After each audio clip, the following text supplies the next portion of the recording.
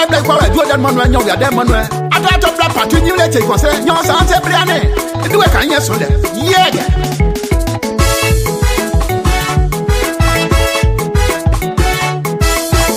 I will adiwo. I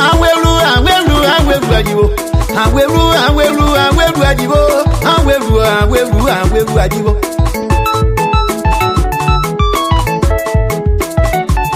Mosao ayemu. Mosao le, yeah mosao ayemu. Mosao le. Amungwa. Mosao ayemu. Indori amungwa. Mosao le. Nigeria Association in the Americas. Zibo wanya wanye depo. Ojuzo wanya na matula duwe. Na mutula duwe blawonyo. Atwa ipepe ayemu. It is a convention 2025. We are going to Louisville, Kentucky in the US. Ma konfa nene vleido. On that loyon. Yamu. Mozo ayemu. Mozo ayemu. Amujire waye mawada. Amu agwa waye mawada o. Amu eji edrugi waye mawada. Wawala yo maja. Wawa ese isi ga na o. Ni Dubai bla yipa we to. Dubai bla yipa we. Mo dan monu enyo we dem monu e. Kide boy idu e kan wa o broyo. Abri nyu jiwa ti da we. De wa boy enyo wan yi. Je kwe gba dia tun de da blogo na chembe ye. Osa. Susanna Welly, Iowa president. Jesse Rabo, sister born president. Emilia Bear, vice president, United Chance. Meba Yari, president, United Chance. What's up? Kano. Mozo ayemu.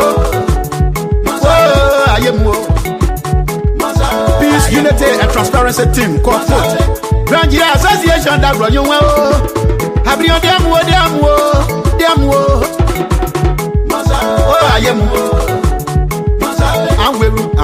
I'm will ajibo. Have you to bag yana yaga masie?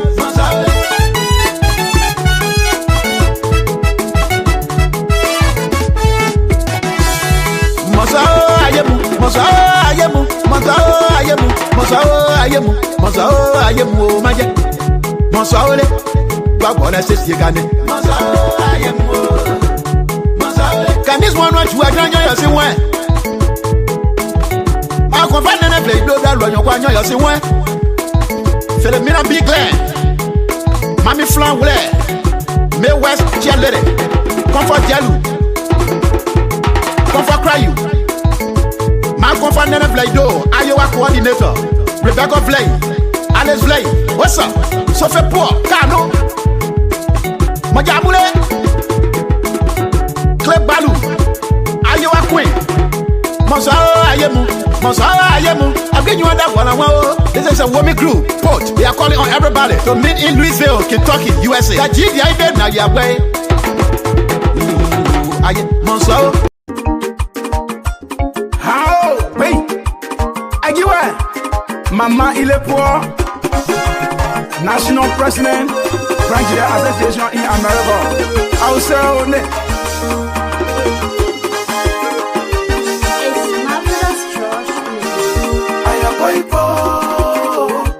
yes, I do. Yes, I do. And then you be where I know it. I knew me. I do. Yes, sir. Yes, I do.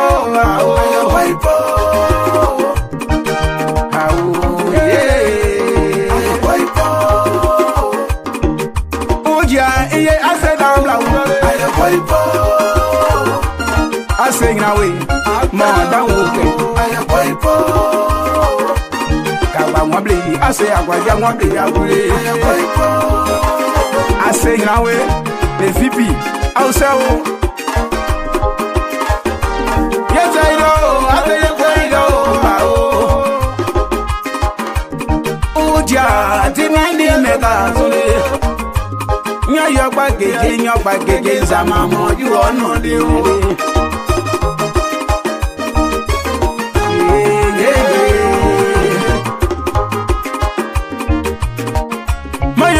every hour. How didn't any matter. I have a use another year's road way. Oh, yeah, present one you may. Present up here, I said, oh. My Adamla, if you believe the song, if we are down. Wow, yeah. Yes, I know. Yes, I know. Yes, I know. I am grateful. Il est pour again. Yes, I know. I am grateful. I know. I am grateful. You talk peace to me. I am grateful. Treasure, GTA. I said, then you're never. I am grateful. I'll say, babe, any are you out there? I am grateful.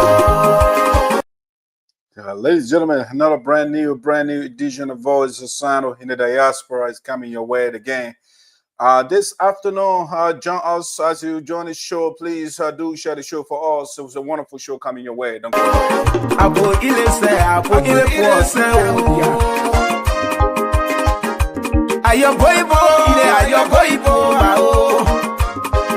know what? Come on, they are away. Come back, so track back, so some are going to get as ever you I want to say, I want my one also to you. I will be a comfort over you. Comfort Flaito. Comfort one blade, comfort one blade, sorry. Player, this are you come for I want know. Can you be well? I'll quite have one. Know what I will eat a poor say, no. In a year, my midam blanc, Mammy Flan, you know about your bow, you know about that now. So there's some baby, my boss here by your mother. Yeah, boy, you by you know. I am grateful. Yes, I know. Yes, I know. I am grateful. Yeah. I am grateful. So let go. Yes, I let that last. I am grateful. So let ya. You know, bow, young bow. Come on, the ambi. I am grateful. Yeah, tragedy in the land. Former First Lady of the Republic of Liberia, Madame Nessie B. Doe, is gone. You're young, my blade, so the young, my blade. I am grateful. So the jar, if Bobby Sama, so you're don't be got there. I am grateful. Only behind your head, but I'm not baby. I am grateful. So the jar, more we are also you. I am grateful. Yeah, boy, you're by you know. And I ain't everywhere. Alonso near Liberian, in ICC. What? A minute. Arrange $100 Aragasi. Petit Jaji, but I mean, you wait. Get away, outside, Yabri. I get for you. Are your boy, yeah, your boy. Nyongwa matie, nekira poiseo. Ayo boipo, yeah, ayo boipo. Ineza matie mula. Ayo boipo. Inza bobli debe. Iye prison webla. Oni panya, this are the prison panya. Wobli, prison wobli. Panya, this are you, man. Can one play in your way? Ayo boy, no mablia, no job, no mablia. Il est pour ou a blanc your madame. Oh, la peine, come on, the mablia way. Il est moins playing. Ayo boy, yeah, ayo boy, ayo boy, ayo boy. I get my Injamble, well, that was back like a cheap hour, on your one, and then I am Poipo. In a Tinian, I am Poipo. How will be in your quantity down below? I am Poipo. Then what if I know my way? And now in your blue I was your adult blood, you so why you. Your grandma dear, I don't say, I do so why you. And you blue, I know your boy, I get your woman council. Don't go for my robot doing one level. How in public are you so? I am for you, yeah, I am for you. Plenty of moga, if on your blue yet, you have no problem. We found now, don't mind in Mongo, but you are dancing some on the man. Yeah, I am for you, I am for you. Petty Jackson Tono, yes, sir, my day, I will. That is so go right here, I design, and yet, what? Petty Diago, my day. I am for you, I am for you, I am for you. Selling Lamla, English, selling Lamla, I am for you. Selling Mao, Uja, Abusurati, I am for you. I get ile poipo, ile po, I get poipo. How nimi? I am poipo. Tanana, I get ile poipo. I am poipo. Can you remember play? Only you know about young bow. Ile tana so ne so ba. You know about na to kiss ama to ne to get it down. Ile ye poyo by you know. I am poipo. I am poyo by.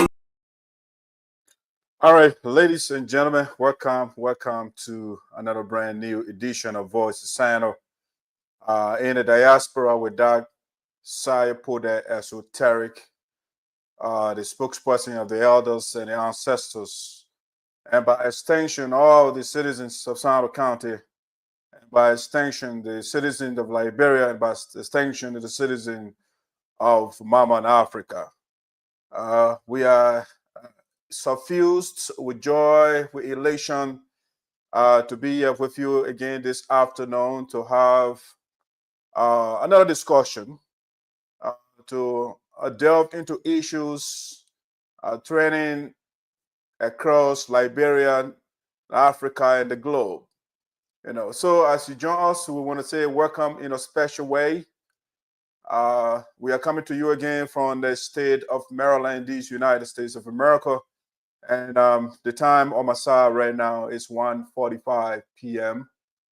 So I'm happy to be here. If you are just joining us, just comment and we're going to recognize you. Make sure you also share the link for us. We want to appreciate the Bishop Tapper. Thanks for joining us this afternoon. We really appreciate your presence. I hope you and the family, you guys are doing well out there. Lloyd, Jelly, how you doing? My ally and non-ally. You know, when it comes to Zaza, my man Jelly, we are on the same side.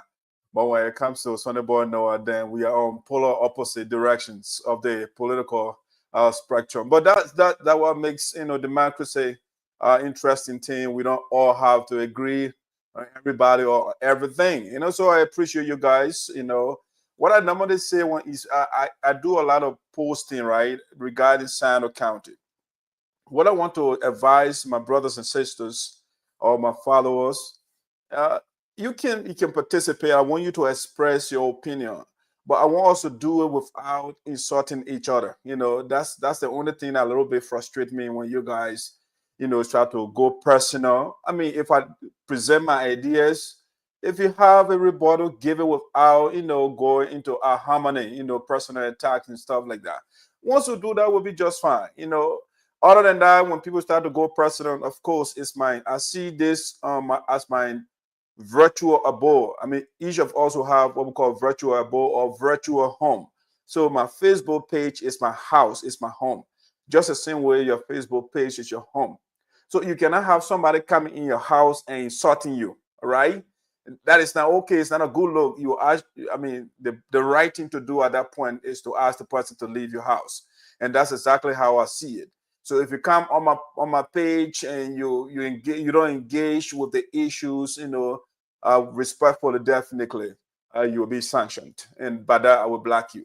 All right, but other than that, you can say whatever you want to say. If you call it nonsense, what I write, I'll have no issue with that. But don't curse me now. Don't curse your friends or your fellow participants because they don't agree with you. All right, let's go into the discussion, ladies and gentlemen. Again, welcome to Sinoe County Premier Platform Voice of Sinoe in the Diaspora with ESOTERIC, the spokesperson of the elders and the ancestors. All right, so what do we have? Let's begin the show this way. This afternoon, begin this way. Let's go to my agenda here.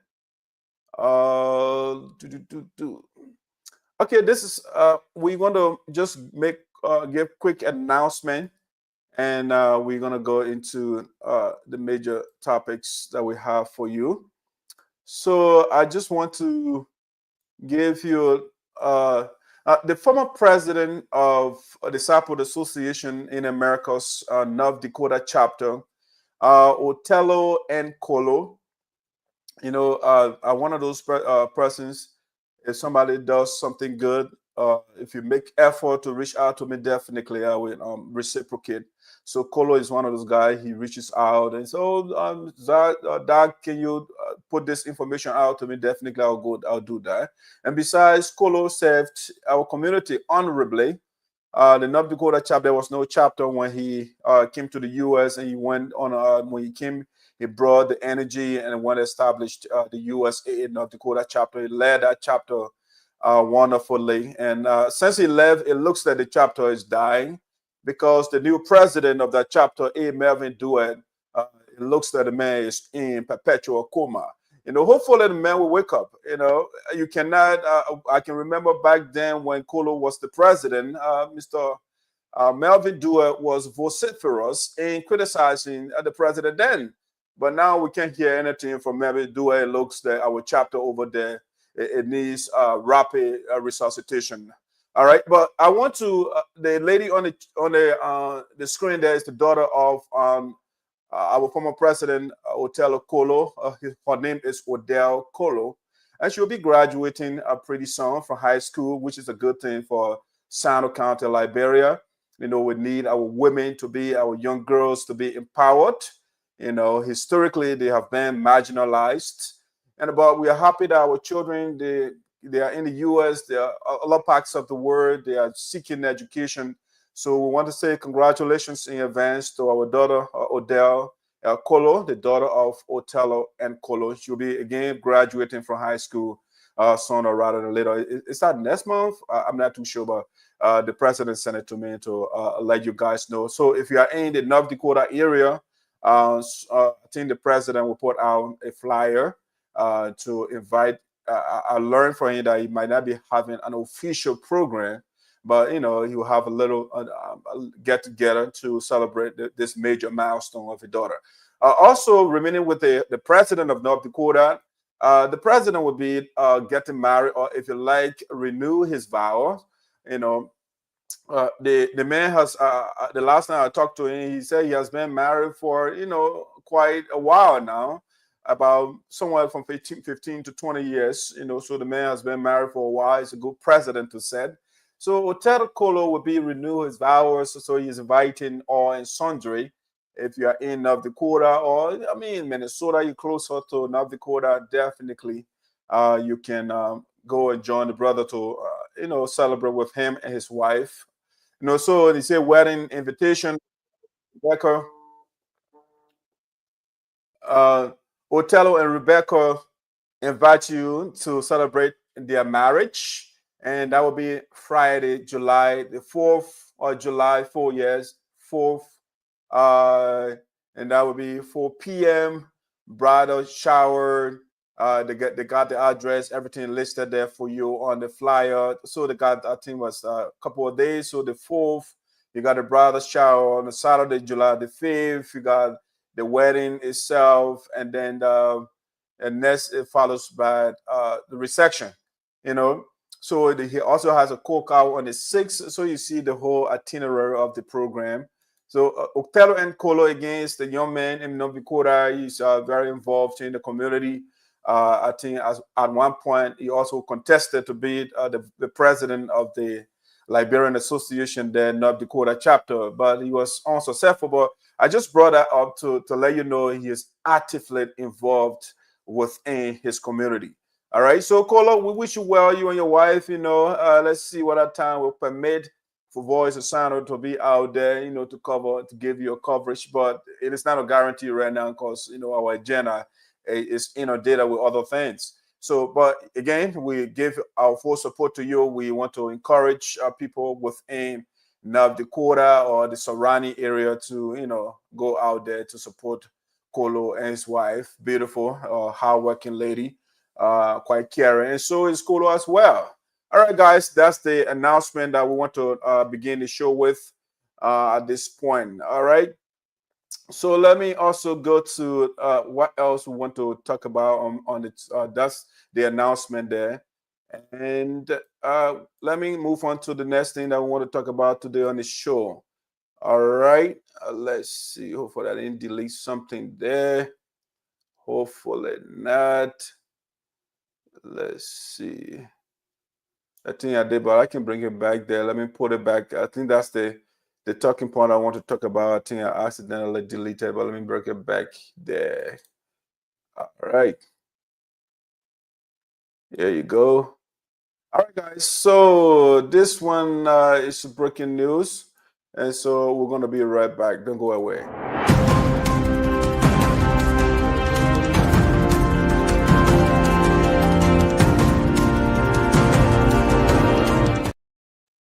All right, ladies and gentlemen, welcome back to Voice of Sinoe in the Diaspora with Cyril, the Esoteric, the spokesperson of the elders and the ancestors, Sinoe County best platform. And so at this point, we want to divulge, which I think you have heard already, the passing of the former First Lady of the Republic of Liberia, the wife of the late President Samuel Doe. Mother Nessie Doe passed away about 1 or 2 days ago. So there is the former president, Samuel Doe. Yes, his wife just passed away. This lady right here, Nessie Doe, she just passed away. So yes, it's a big one for our country. We agree with the politics of the former president, the way he came to power or not. But the fact of the matter is this lady, she was the former first lady for the country. And that's something when such a person falls, it affects the nation as a whole. So we want to begin to say that our sympathy to the family. I've met Doe Jr., Samuel Doe Jr. I met the brother once in Philadelphia. He's a wonderful guy. The instant I met the brother, I like him because, unlike other guys, people that are closer to power or that are in power, whose parents are national leaders, they tend to be very arrogant and pompous and up the top. They don't want to bring themselves from the high horses. But when I met Doe, I like the guy, Junior. I like the guy immediately because he's very humble. He's very down to earth. Even when I went to Liberia, in back saying, I said, "Oh man, I'm in Liberia," but then he was there. He said, "But man, why you didn't tell me? I would have sent my driver to pick you up from the airport." So this is the guy that I hardly know. I got to know him through my cousin Basilio Zarza. And so yeah, because that's Basilio's good friend, and that's how I met Samuel Doe Jr. Well, since that, I think I went when he ran for senator. Went to his campaign rally in Pennsylvania and all of that. His mother just passed away. So, Mr. Doe and the entire family, we want to say our sympathy. I also met Cyril Doe as well. I attended her wedding, But yeah, guys, family, Jay, and I met Jay. Jay and I were on intellectual crossfire before as administrator. Yeah, so I kind of have a little virtual interaction or physical interaction with some of the children. And so our sympathy again to the family, and may the soul of our mother rest in perfect peace. All right. But before I go into a little bit of who the former First Lady was, I'd like to play a little video here so that we can have a little moment of her when she was alive and when she had an interview with Clarence in Liberia. So let me just play this video quickly, and so we can listen to a little bit of what she said when she was alive, when she had an interview with a journalist in Liberia when George Weah was the president of Liberia. Let's see. Let me get that interview up here for you or for us. Share the screen. Let's see. Yes, that's the one I want. With the Zoom. All right, let's play this interview. Listen to the former First Lady for a little bit here. Water, now the swimming pool, to make the houses, to make the when the mansion fine, you know what sweeping in front of the mansion. That all I know about. But what play the pool? I don't know what you're talking about. Our first time. So yeah. people can be making people scared in the mansion all the time you are there. No. Okay. Now, let's come to life after First Lady now. Yeah. How is life for you now, Mama? The way, you know, that one we want to talk about, the woman die, going else, all of that one thing. Yeah. That one part is how is life now with you and the children? Okay. Thank you very much. Well, my husband is for almost 30 years now. And what I want to say here today, Liberia government, they don't treat me cool. Yeah. They don't treat me cool. They don't even know me. Do you have a car? And do you have a clean driving record? Did you know you could pay as low as $19 a month in car insurance? How? It's super easy. Click below, enter your zip code, tell us some basic information, and you'll have the cheapest car. All the benefit what belong to me, they refuse to give it to me. I don't have no pension. Yeah. I don't have no justice in this country. Yeah. All the cases have been win. My husband's houses, all the cases have been win in the court. Nothing got in my hand today. Look at for mama over there. So no justice for me. So a really sad to me. That would be friend. I'm not here to criticize. I know. Anybody. I know. That's not why I call you for that. Plus, now, we are my son. My son. Before you go far off, I forget to add one. The time Oman Samuel was president, you used to see, because your husband, you were left football, you know, that man you were president, you used to move, go on the football field, play football. You used to see Joe Weah, Salesa, all the football boarding. You used to see, at that time they were boarding now. I'm sorry, they BB the president now. Joe Weah the president, but all that time they were football boarding. You used to see them in the mansion, the cantos, and Samuel. Yes. He used to sell for themselves all the time. He take down like chicken egg because he left football. He take the president we are now, that chicken egg. When you see that in that day, say it will be happy, you know, to people divide money and things. When they say the time for them to people, Liberian don't start to play in different countries, he can put them in a car and throw them to the field. In a car? He owns a car. He the one driving. As anybody, all the Liberians who were that time, I'm talking about those small children in the 80s. So yeah. They used to come to the hall, they used to, like, you their man, they used to come there, you see them to you, and then you say, oh, my children, you want to be like you. I even know that my husband introduced me to them. Yeah, on the safe floor. That also Oma, you are fan or you barrel fan? Aparo. You barrel. Yeah. How you not be barrel? The barrel or barrel. My husband borrowed that one will be So, but the property then Benin, I thought you went to call you win the case now. I thought you sort of they get money, they didn't get you start getting on the money, yeah? No. What money? You mean 18 million? Which one the money you talking about? 18 million. Oh boy, going to 2 years now. None of them call me. No government call me yet to say they say and so nothing. Nothing at all. So I won a case in Commercial Court. Yes, Commercial Court. I won a case there, and they don't want to pay me, and I sued them to the Equa Court, and we went to Nigeria. The government sent their lawyer there. We went to Nigeria, and I won the case there. That was what year? 2018. 2018. Same that time. We won the commercial case 2015. Yeah.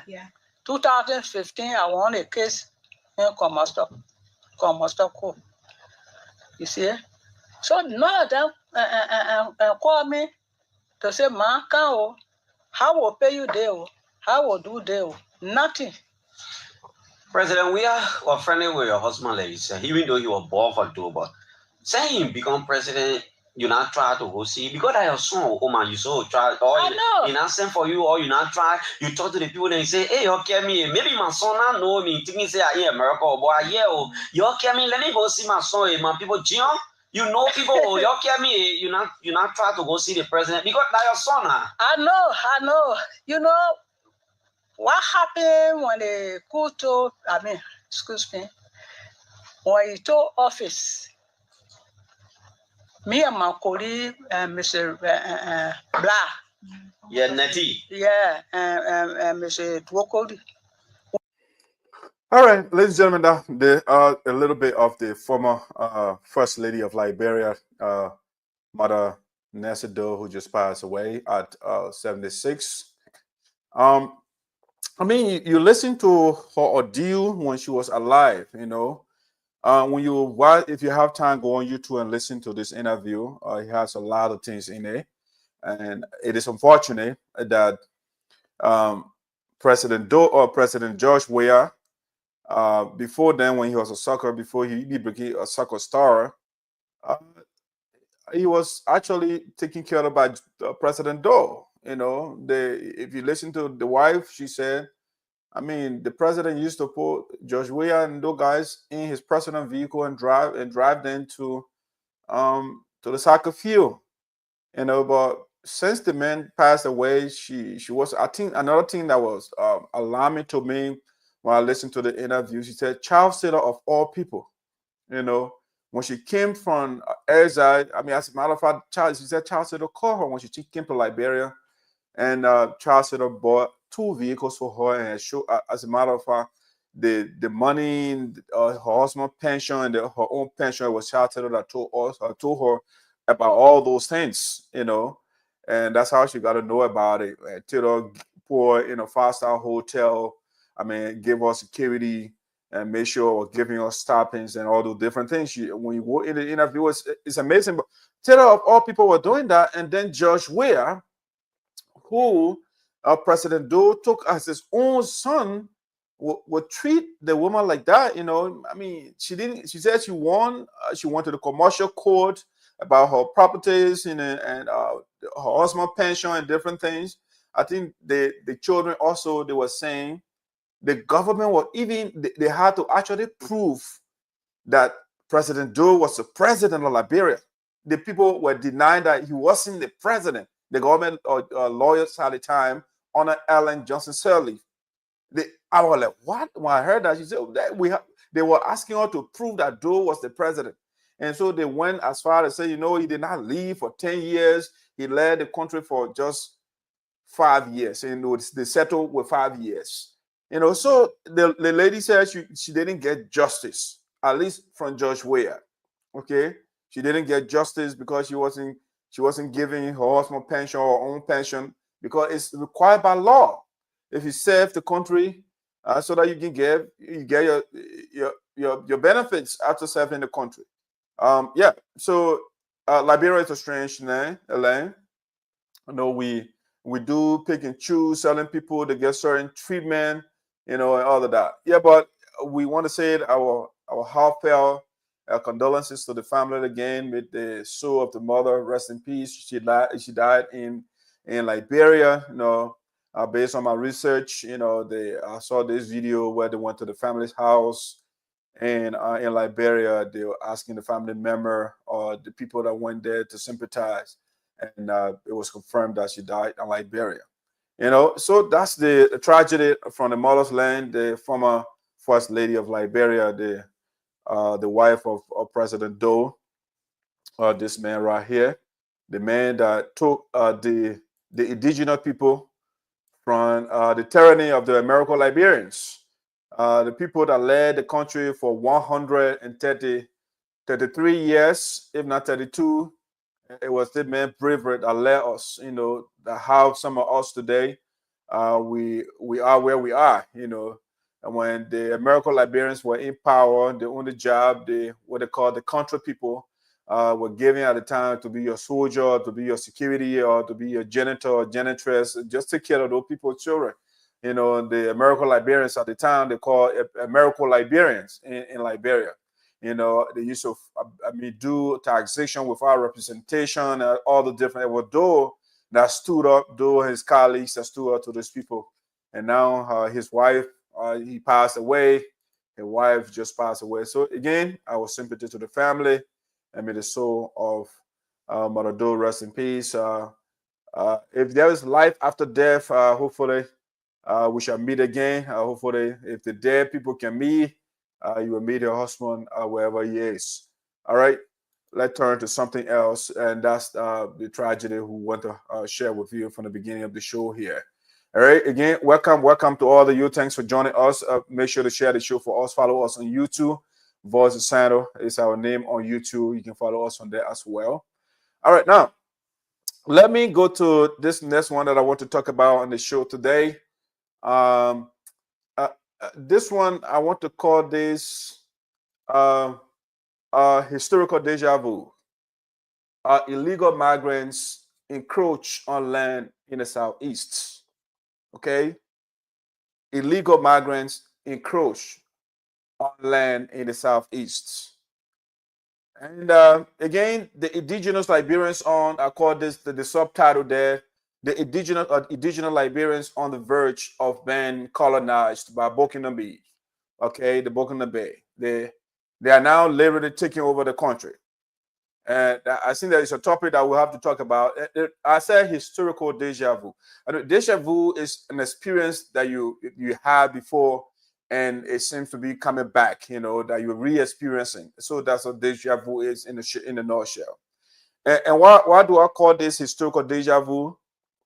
Well, in the 16th and the 1700s, we have these people we call now in Liberia the American Liberians. They were here in the U.S., for example. They were working on plantations. The people made them out of slaves. They treated them for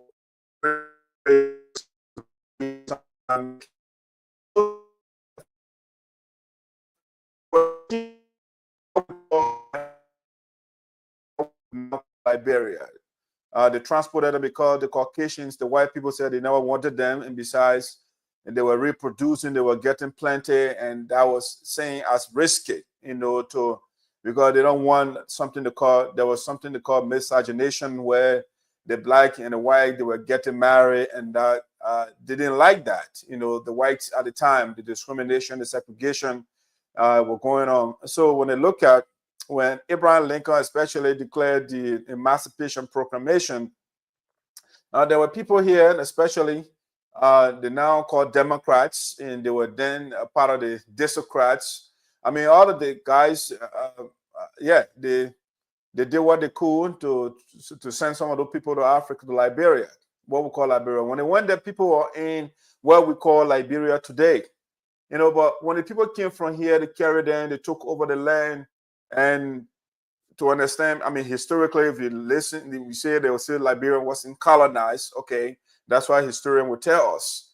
But if you follow the history of Liberia and see what the American Liberians they did to the indigenous people, that is another form of colonization. You know, because if you take over the country and you marginalize the majority, the indigenous people, you establish a form of government that was only meant for a certain family member or a certain group of people. The minority for 133 years, the majority was kind of taken out of, I mean, they couldn't see it as they never had access to power. I mean, that's, I call that colonization. You know, basically you take over the people's land and you are rooting them and you are instituting your own policy. It was a government of inclusion, because in colonial government, I mean, the colonial master, they kind of get the best share of the country resources and stuff like that. And that's what was going on in Liberia at the time. And so I'm seeing a resurgence of that, because we have the Burkina Bees now. Burkina Bees, they are coming. I personally, I believe in Pan-Africanism. I think Africa, all the African countries, they got to come together. All the African people got to come together. But when you are coming to another African country, in the USA, it's open. You can go to any state, you live there, but you can't come from any state and go and take somebody's land. You don't go through the proper channel. It doesn't happen. Okay, so it should not happen as well in Africa. While we are fighting for one Africa, it doesn't follow that when you come from other countries, you come to other countries and just take the people's land. And so, but the Burkina Faso, they are coming from Burkina Faso, the country whose president I really like, Traoré. I like the brother, but the people, his people, cannot come to Liberia and encroach on the land without a permit, without buying the land, without, I mean, legitimate right to the land. You can't do that. You can't take other people's land and that. You know, but then I don't blame these people. I blame Liberia, because we put all these laws on the book. We define the territorial integrity of the country, the boundaries of the country. But Liberia is the only country where the borders are porous. You know, anybody can just come in the country and do anything. The people are struggling. The government fails to look after less than 4 or 6 million people. And so from 1847, the people have been struggling and living in poverty. While a minute group of people, they enjoy in the country, they enjoy the resources of the country. So that gives room for foreigners to come that have little resources, or some that do not have it. And also it goes to the mindset, the ideology of the people. So you have these people from Burkina Faso. More so, they have this Islamic background. They are Muslim. They have this interesting, acute business acumen. When they go somewhere, it's about establishing business. That's the first thing they think about. How can we take over the economy? Which I think is a good thinking. Okay, so when they come to a place, they take over the land. We are told right now they're taking over the land. They are planting their cocoa. That's what they do. They plant these. They are hardworking people. So now from the Grand Juda to Maryland to Sinoe County, to Grand Crew, those counties, Sinoe included. These Burkina Faso, they are coming now and taking over the land. And nothing is being done by the Liberian government. Nothing. Especially in Grand Juda and Sinoe County and Maryland. These people are coming. They are taking over the land. And the political leaders are not talking. And the citizens, it's interesting that land, because land is what makes who you are. If you are landless, you are nobody. Okay? So we have this wonderful and rich place called Liberia, a land in our country that we're supposed to develop. We have to work hard. A lot of time we cannot dismiss the government for sure. But the people themselves, they have all these lands. But these people, I think it's from the way when the government came, especially the American Liberians, when they came, all they could think about is office job. Okay, So they introduce this concept of hostage. If you're not in office job, you're working on the farm, they look down on you.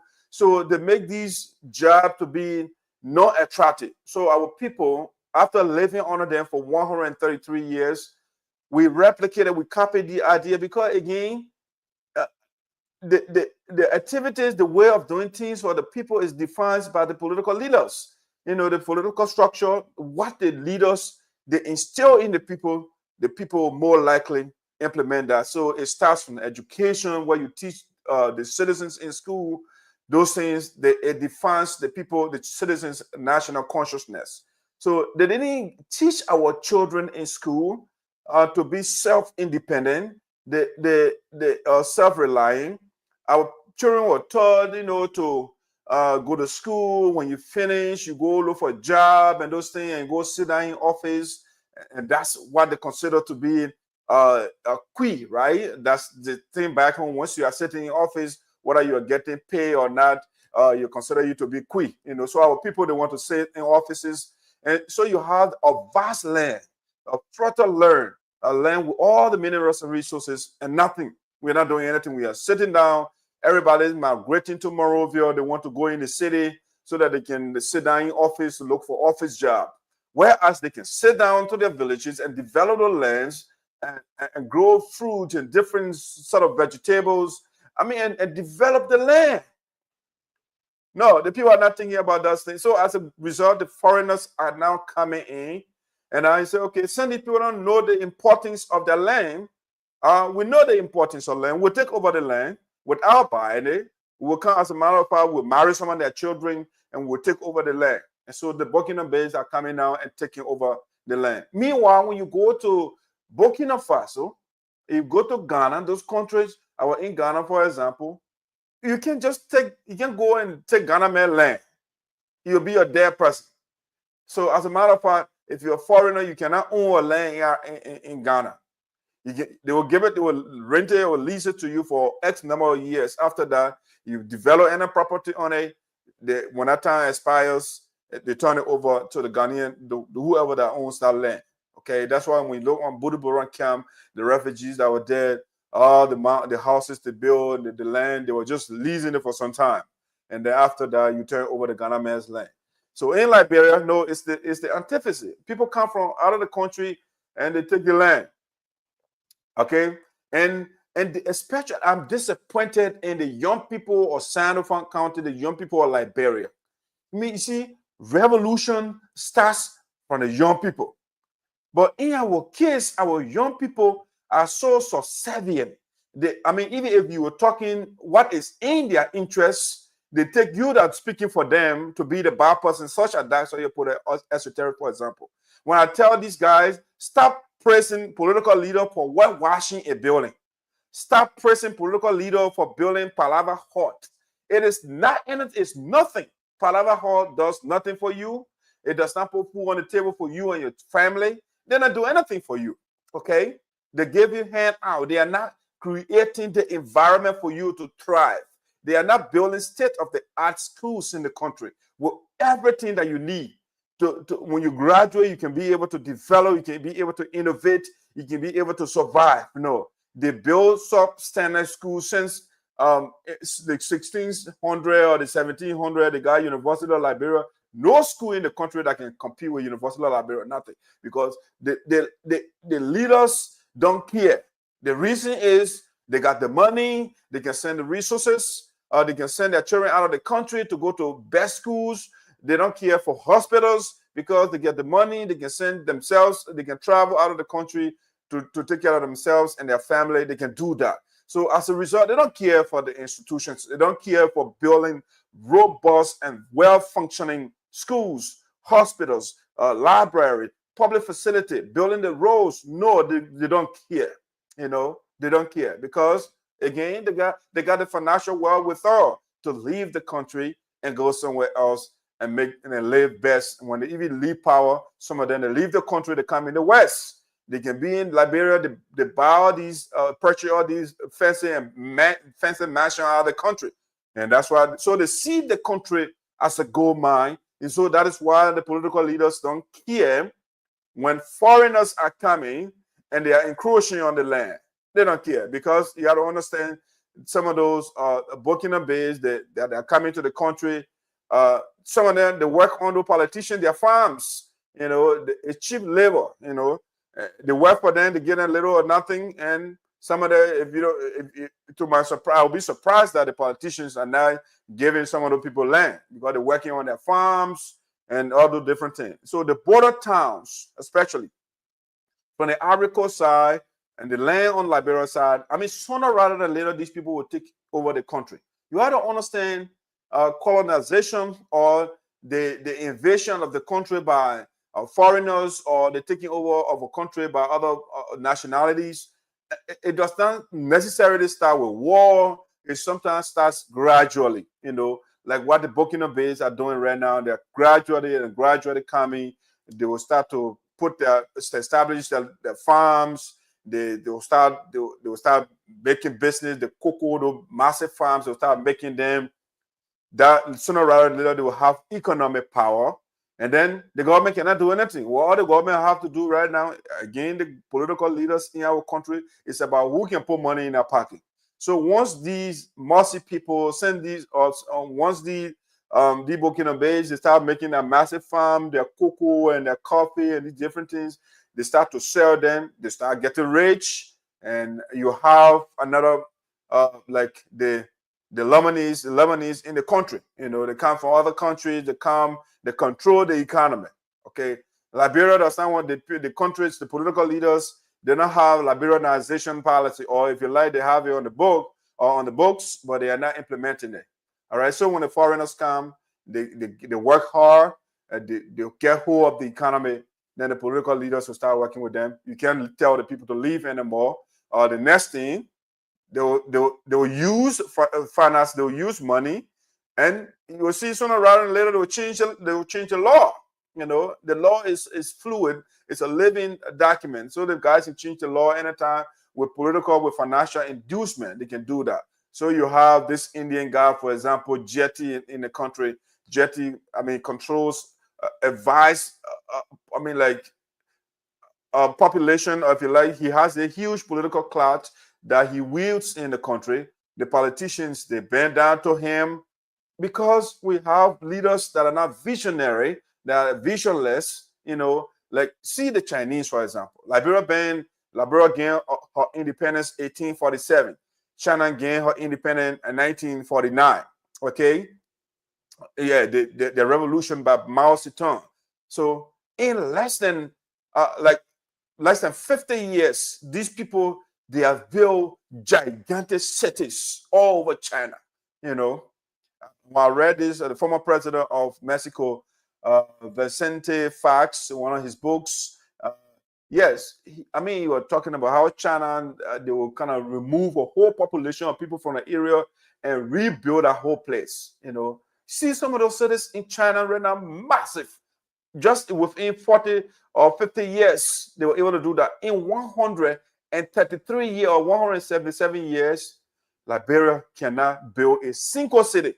Monrovia is still over there rotting, and that's the only place we can. So it's the lack of vision on the part of the political leaders. We have a bunch of puppets that go around, and all they do, oh, we're looking for foreign aid. That's all they do. Oh, our foreign partners. What about you establishing programs for yourself to take care of yourself? Why you have to always look for foreign aid? You know, USAID, the Trump called this thing, the project, everything abandoned in Liberia. Imagine that. A country that been around for 177 years or 76 years, and they can't do anything. They can't manufacture anything. We got land over there. People are crying for land, and we got the land now. We don't do anything with it. Foreigners are coming.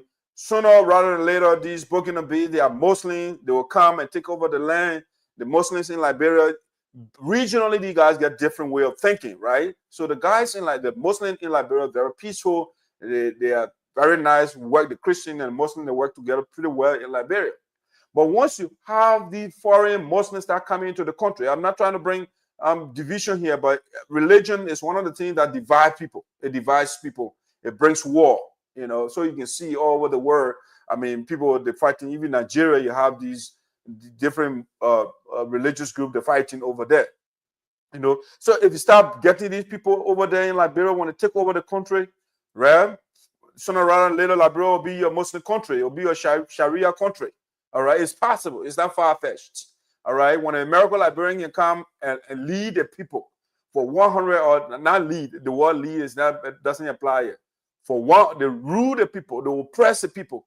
For 133 years, anything is possible. So the Burkinabes are coming there, extracting the resources. If you go down, I'm surprised that these young people, especially, let me go to Sinoe County, where I grew up in Vubadi, my mother's place. The people that raised me, that they go in that place. You have foreigners digging the gold, and the young people, they're sitting around. They're not doing anything about it. They're watching. They want to go to Monrovia and sit down in offices. Your gold, your resources, when you have good leaders, they can build the best. I mean, for all the facilities that you need in Liberia or in Vubadi to develop that place, you know. But you have these people, they call them, what you call them? Town, city mayor, and those different people. They're not doing anything. They're just there. Okay? You have these young people, they say they are in school. But then they're sitting down and people taking their gold and diamond, their minerals from that land. They're creating what they call another bombing, because bombing hills, later on when the people finish taking all the resources there, they call it bombing holes. Instead of bombing hills now, it turns out because they dug all over the place, so they left a bunch of holes. And that's what will be happening sooner rather than later in Liberia. All right? The people will dig all the golds and the gold and diamonds, they take all, they extract all the resources, and then they will leave all the holes with you. They will leave the property with you. Because what? You are sitting on the minerals, you are sitting on the resources, and you don't know the use of it. The political leaders cannot do anything about it. They can't establish state-owned enterprises. Like in China, I mean, they established the companies, the banking sector, they call it the commanding heights. The manufacturing is owned by the government. The government used those entities to build, to undertake projects, massive projects. But I mean, while those people, when they make the budget, you look at the budget, you know what the problem is to begin with. Because the political leaders, they put all the money in the budget for themselves. When you look at the three branches of government, you look at your budget, and they take at least 50% of the budget. Okay? And so when the land's been taken, they don't care. They got the money coming to them. And so they can take care of their family, they can take care of themselves. But the people now, the people themselves, if you look up to the political leaders, you will be landless. Okay? After all, the political leaders, they have money to buy land anytime they want. They can go any part of the world and buy a land or buy a home. But those of you that got land, your indigenous, your parents' land, the land that they left with you, your inheritance. If you sit there and then you say, oh, I want to look up to the government, these foreigners will come and take your land, and sooner rather than later, you have the situation in South Africa where you have the white, they're less than 10 or 12% of the population, but they control 80% of the land. So you have the foreigners coming, they take your land, and you will be struggling for land. They will put you in the slum, and you will start crying. It will be another struggle before you get your land back. Just the same way in South Africa, the people are fighting. Just the same way in Rhodesia, now called Zimbabwe, that the whites, they got the land, they took the people land over there. You know, it's the same thing. So right now, instead of the white coming to Africa or Liberia to take land, the other African countries, their citizens are coming because we Liberians, we don't know the importance of land.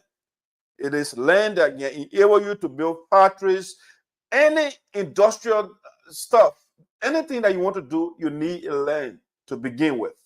All right? So you got the land already, and somebody will say, you know what? You get your share of the land because God is not making land anymore. Okay, land is not being manufactured anymore. So you got the land already. The land is endowed. If it is the land is not even endowed, you got a land somewhere that you can develop. If you look in other countries like Dubai, the country we're talking about right now, there's a land.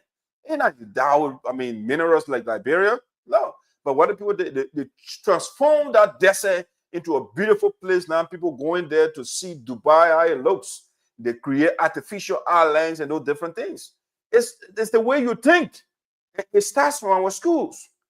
By our schools, when you see the thing and the people teaching, in a day and age, we still learning about Joseph Junior Ravel. What do you want to learn about Joseph Junior Ravels and Stevie Allen Benson and those people?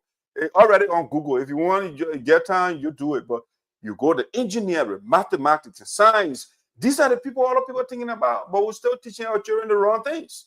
If we want to teach anything that is not science, mathematics, maybe it'll be philosophy.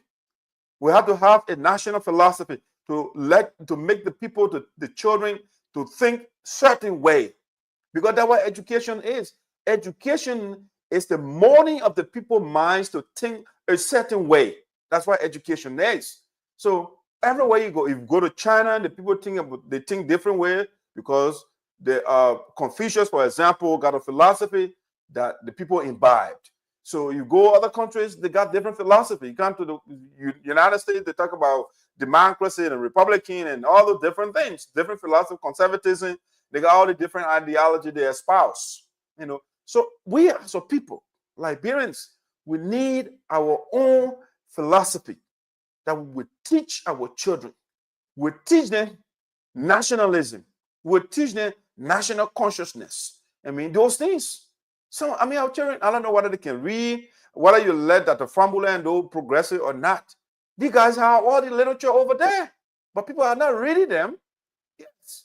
The prophet is not respected at home. So we read all the foreign ideology. We want to read about Plato. We want to read about Aristotle. We want to read about Rousseau. We want to read about, what they call the other guy that wrote it, Leviathan, Yes. Those are the things you want to read. But you don't have ideas, philosophy of your own that you can teach your children, that other people can come and learn. You don't have that. So because we don't have national consciousness, we don't love our country, no patriotism. And so foreigners can come and take the land. And the citizens, they look back, they stand up, they put their hands on their head and they're looking up to government. Oh, the people are taking the land, the government is not. What are you doing as a citizen? You own the land too.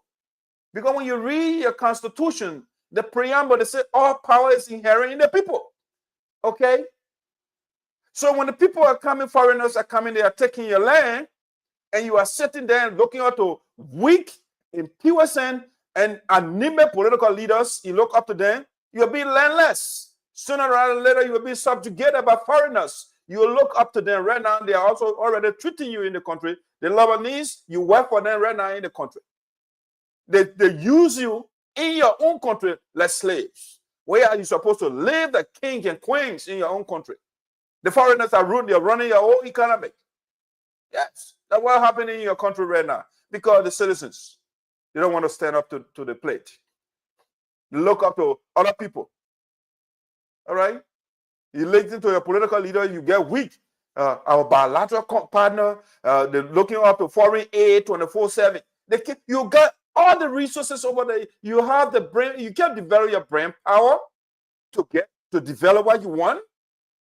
You gotta look for foreign aid. They call foreign aid. Our budget not reached this year.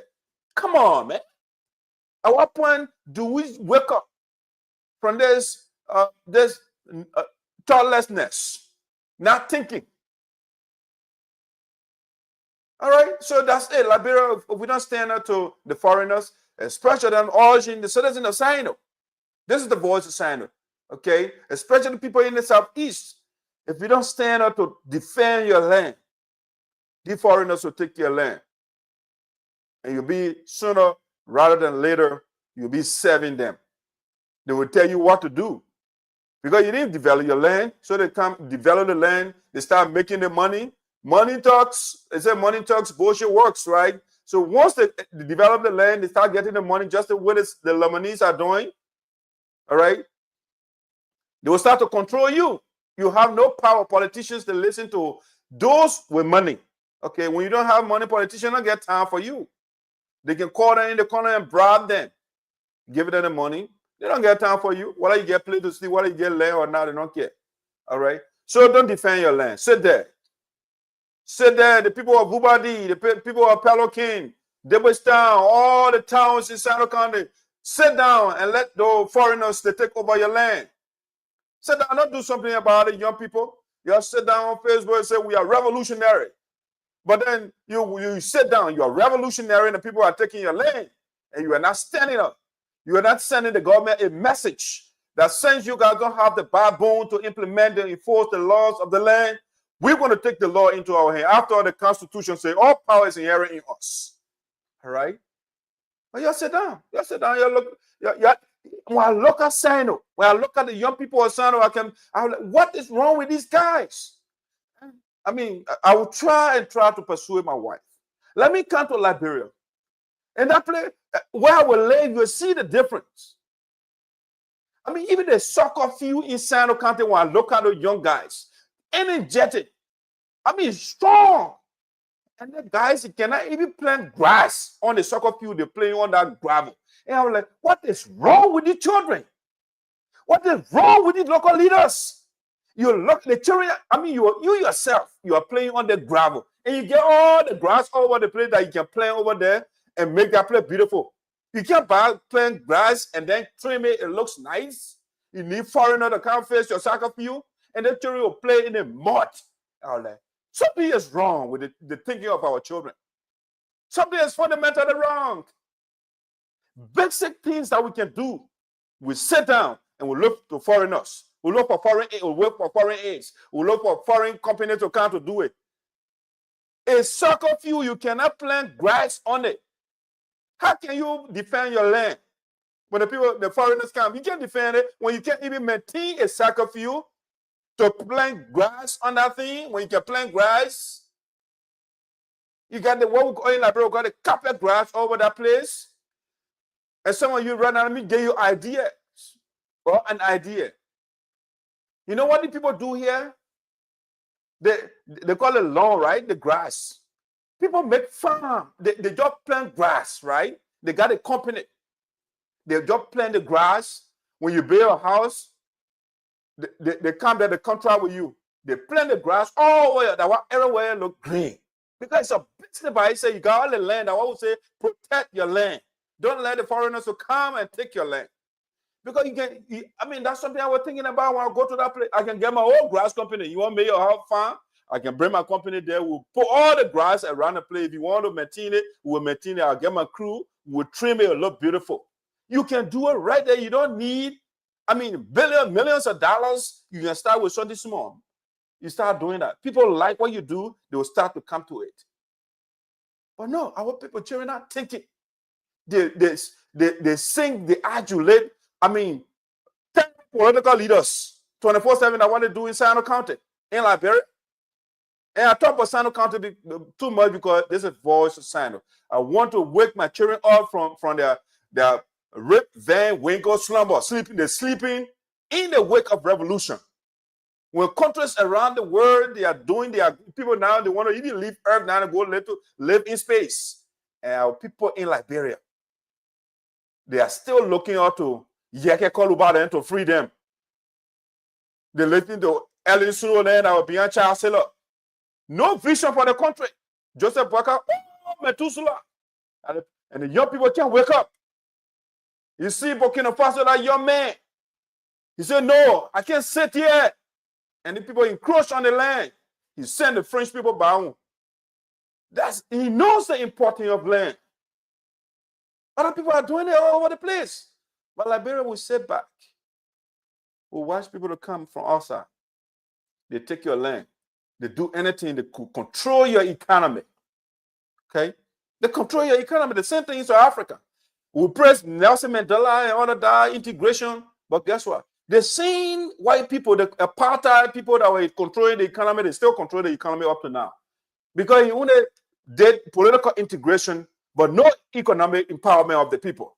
Okay? Because it's the economic empowerment that can make the people powerful. And not just say, oh, you have the right to vote and all of that thing, and you are good. No. The people, so the economic empowerment of the people is very important in a nation. Okay? And that's what the Caucasians, they give their people power. They want the land. If you look in South Africa, they got their place. I mean, I just forgot to say they just exclusively for white people. And they're running their own economy over there at low town. They get their own currency in South Africa. All right. We can't do these things. We are incapable. We can't think. I don't believe so. Because we got a lot of black inventors, a lot of things. They traffic, lie, do different things that black people invent, all those things. We can't run a country sufficiently without foreign aid or foreign assistance. We can do it. Countries in Africa, they are doing it. Botswana is doing it. Mauritius is doing it. I mean, they're doing some of those things, but we got an old country in Liberia, in Africa called Liberia. And the leaders are so horrible, because the leaders are the reflection, are the mentors of the young ones. So they look up to them, what the big man does. I mean, that's what the children, they think about. When I went to Liberia, I see these people, and they work behind the people, they live in gated community, and the people are suffering. I'm like, what? Young boys, young ladies, they are good men. The same thing they were complaining about the American Liberians. It's the same thing they're doing to their own people. You get men, you cowboy, you different names, they're getting different titles. All right, so you, the young people, you got to wake up. If you don't wake up, you will die in your poverty. The politicians don't care. They are good. You have to fight for your own future. You got to. You got to do that. And the success of the future is predicated on having a land. After you got your you gain your education, you need a place to develop. And that's why your ancestors they left your land already. If you make foreigner to take your land, it's up to you. It is totally up to you. But I want you to start to think about it. Fubadi, Pelokin, Debwestown, Pinetown, Dwazon, the Fleming Bible, the Tiger one, different town, the government camp, different. You got to protect your land. You got the land for a reason. The ancestors bequeathed the land to you for a reason. Don't protect it, and you will see what will happen to you. Let's go to something else, guys. You're following Voice of Sinoe here with Esoteric, the spokesperson of the elders and the ancestors. We want to awaken our children from their protracted slumber. They've been sleeping for too long. They've been sleeping. And how I wish that's how you put the esoteric. The thing they are thinking, I can do them. But I will do some of them one day. Because I'm working on them. Because that country needs to be transformed. It's not right. It's not right that you have a country of less than 6 million people. And people are suffering up to this point. After 177 years, and you have China in 45 to 50 years, she has taken 800 million people out of poverty. They are building humongous cities, colossal cities all over the place. And while people are still suffering, what I'm thinking will come to fruition one day. A revolution will be led by Dr. Yopode. I don't know what kind of revolution is that. I'll just leave it as that. We need a revolution in Liberia. And that revolution, when it is led by Dr. Yopode, you will see a different Liberia. You will see a different Liberia. You will see a different Sinoe. You will see a different Granjide. You will see a different look for. The people will start to think nationalistically. They will start to think patriotically. But right now, the politicians, our leaders, the PLO will say they are kakistocrats. The least qualified are in power. They don't care. They don't love their people. And so they drive around the future of the country, walking on the street. The young people, the toting calabashes on their heads. And no politician, they don't, nothing wrong with that. And so the people don't care, they don't know the importance of land because the first thing when they wake up in the morning, they're looking for something to eat. How can they get something to eat? Now, what they think about first? So land is the least on their agenda. It's the least. But I would say don't make land least. Land should be vital. It should be the primary thing that you should focus on. Because You needed to build your factories. You needed to do anything whatsoever that you want to do. Without land, you are nobody. You are nobody. So I want to say thank you for following me. Let's move on to the next thing. Let me see some of the comments here. My mentor, my mentor, my teacher, some of the radicality I got learning from this man, Reverend Jackson. The man is a reverend, but he thinks differently. He's not a regular reverend, you know. The man, when I was in school, we used to call him open reverend. That's the reason why we used to call him open reverend, because he does not think like those people that are fixated on the old biblical idea. The man, he makes you to think different way. And so we need more, Mr. Reverend Kamal, you know. We call him open reverend for a reason. The man, he sees the word, he sees the Bible another way. And that's what we need. Cogito ergo sum, I think therefore I exist. That what René Descartes told us. That how important thinking is. Following from the compound of Voice Community Radio, or Voice of Sinoe, you mean? Okay, thanks for following, Kamara. Washington from Minnesota, that's my mentor here too, Reverend Gatti. You see, for some reason, these reverends, I like them. I mean, the Reverend Kamo, the Reverend Gatti, they are revolutionary reverends. You know, when you talk to them, your brain cells that don't function properly, they will be activated because they will push you. I don't know what the young people inside the country they are listening. Who are they listening to? You listen to Sonnyboy Noah, you finish. You will remain in the mire of poverty. Because you got to listen to people that will make you to see the world another way. That one will go to school. When you get good teachers, the teacher can make you, you will look at this mouse. And when you get good teacher, the mouse will be something else. Because the man will show you, you will influence your thinking. And that's why I like to talk to Pastor Gatti and those people. Reverend Kamal. They'll be like, my son, we are getting out of the same. You guys got to do something. And that's true. We got to do something. We can't sit around here and look up to family member in the U.S. when you have a good land. When you can do something with your land. And we in America, we can go there and say, you know what, I got to go home because so and so, the children, they are not joking over there. We can do something, guys. Why it is true that I'm frustrated, I'm still hopeful. I'm still optimistic that there are people, among some of you that are thinking. But I want you to wake up. Time is not waiting. Time is not waiting for you. You got to stand up to the plate.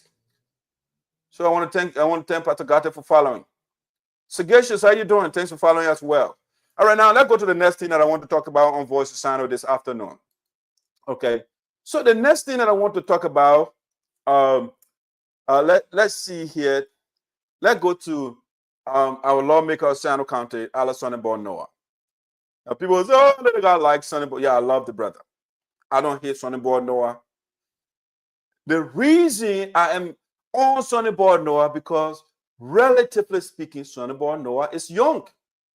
Okay, and we, the so-called relatively young people, we have vilified, we have disparaged, we have berated, we have talked down to the people before us. Oh, they didn't do this one. They did not do this one. Okay. The gavel is now in your hand. What are you doing with it? The power is in your hand. You are free. The people before you, they did not have the freedom that you have right now. They were suppressed by the American Liberians, for example. Who is suppressing you right now? Well, I know economically you are struggling and all of that, but there's a way out. And so we have Romeo Quia, a political Methuselah. The old man, the man has no new idea or ideas.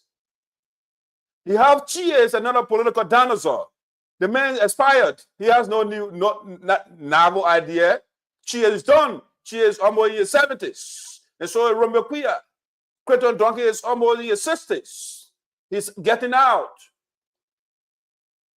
Samson we are relatively, but he's just in his 50s as well. Sonnyboy Noah is the one that is on 50. And so I expected this guy when he came and said, I am bringing generational change. I will hope for. I said, you know what? Let's see what Sonnyboy Noah will do. Generational change. Because what that suggests is that the generation before you didn't do certain things. And so Sonnyboy Noah ran on the mantra, on the cliche, if you like, generational change. Okay. Now, the generational change man has become a capitalist. A capitalist. What is capitalism? Well, capitalism is the economic philosophy that says, especially laissez-faire economics, capitalism, is libertarianism, is freedom. Your leader play open. Let we do business. Okay? It should be about profit. It should not be about human being. You see, capitalism is different from socialism. After socialism gives birth, capitalism gives birth to socialism. All right? Because it's a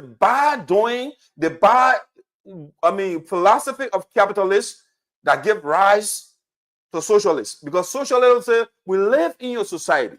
Okay? And so when we live in a society, we cannot dismiss people that live in a society. We got to make policy that will be able to do things that will benefit the people. And capitalists will say, no. Meanwhile, I get it. I don't get time for the next man. It's about me. And so this terrible philosophy has been imbibed, has been absorbed by Sonnyboy Noah, the man that we elected. Our political representative has become a capitalist. Sonnyboy Noah is giving loans. You know what loan is? No, don't take it from me. Because I said it before, I said the money that Sonnyboy Noah gave our people is not grant. Because grant is money given without interest, free money. There's a difference between grant and loan. Okay? I told the guy Sonnyboy Noah gave our poor market women, our poor women in Sinoe that voted for him, they may get the people loan. And guess what? The money that he used to give the people loan, he's not personal money. The government gave him 100,000 United States dollars. Because Liberia is a terrible country. You got the legislative branch of government doing the job of the executive. So they got legislative projects. Okay. And the only country on earth where they get lawmaker projects, they get presidential projects, and all the nonsense. Just a way to steal from the people, to steal the resources of the people. Nowhere, when I was in the 80s, when someone was young, we're not even too close, but we never heard anything about legislative projects. Nothing like that on a door then. You know what? Door and those people, they were thinking about how they were building. You see, they build a big sport complex in Liberia, SKD. You know, you were building different ministries. They were not presidential projects. Okay? But after the war, everything these politicians, because they are so greedy for, they devise all the different weird laws. Even though the Constitution here is clear, the executive cannot do the job of the legislature, and the judiciary cannot do all the division. But they will say, you know what, legislative project. Okay, so they get Sonnyboy Noah our $100,000. Romeo Kuya reported that to us. Romeo reported that to us. Sonnyboy went and gave $25,000 to our people out of the 100,000. So he took $75,000 of that money. The 25,000, he did not give it to them free. He gave it as a loan. Let me prove that to you. I told the guys before it was a loan, and the people say, that's how you put it. You're lying. His office went raw, the different things, and so you're lying. It's a grant. It's a free money. I say, okay. Now, newspapers are now reporting, and the same people that are defending Noah, I didn't want posting this thing. They can post them without reading them, and I will read them to you. Because you just post it, because once a propagandistic newspaper publish a paper for a politician pays them, and then they put paper out, and you guys just run with it. Okay, you don't read the document. You don't read the news, what has been written in that newspaper or that news story. So now the poster they themselves posted to they don't want to provide me the news. You know, the sins of put out Sonnyboy Noah. So this is what they put right now. They all were spreading that thing on Facebook. Okay, the president Sonnyboy Noah. Okay, this is the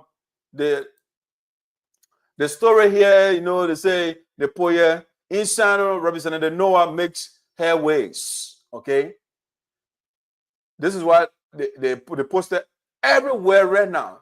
All right, they call it the National Mirror that the newspaper reported this thing. Sonnyboy Noah gave them some money, so they put that in the news, you know. And in Sinoe, Representative Noah makes headways. Okay, what headways Sonnyboy Noah making in Sinoe County?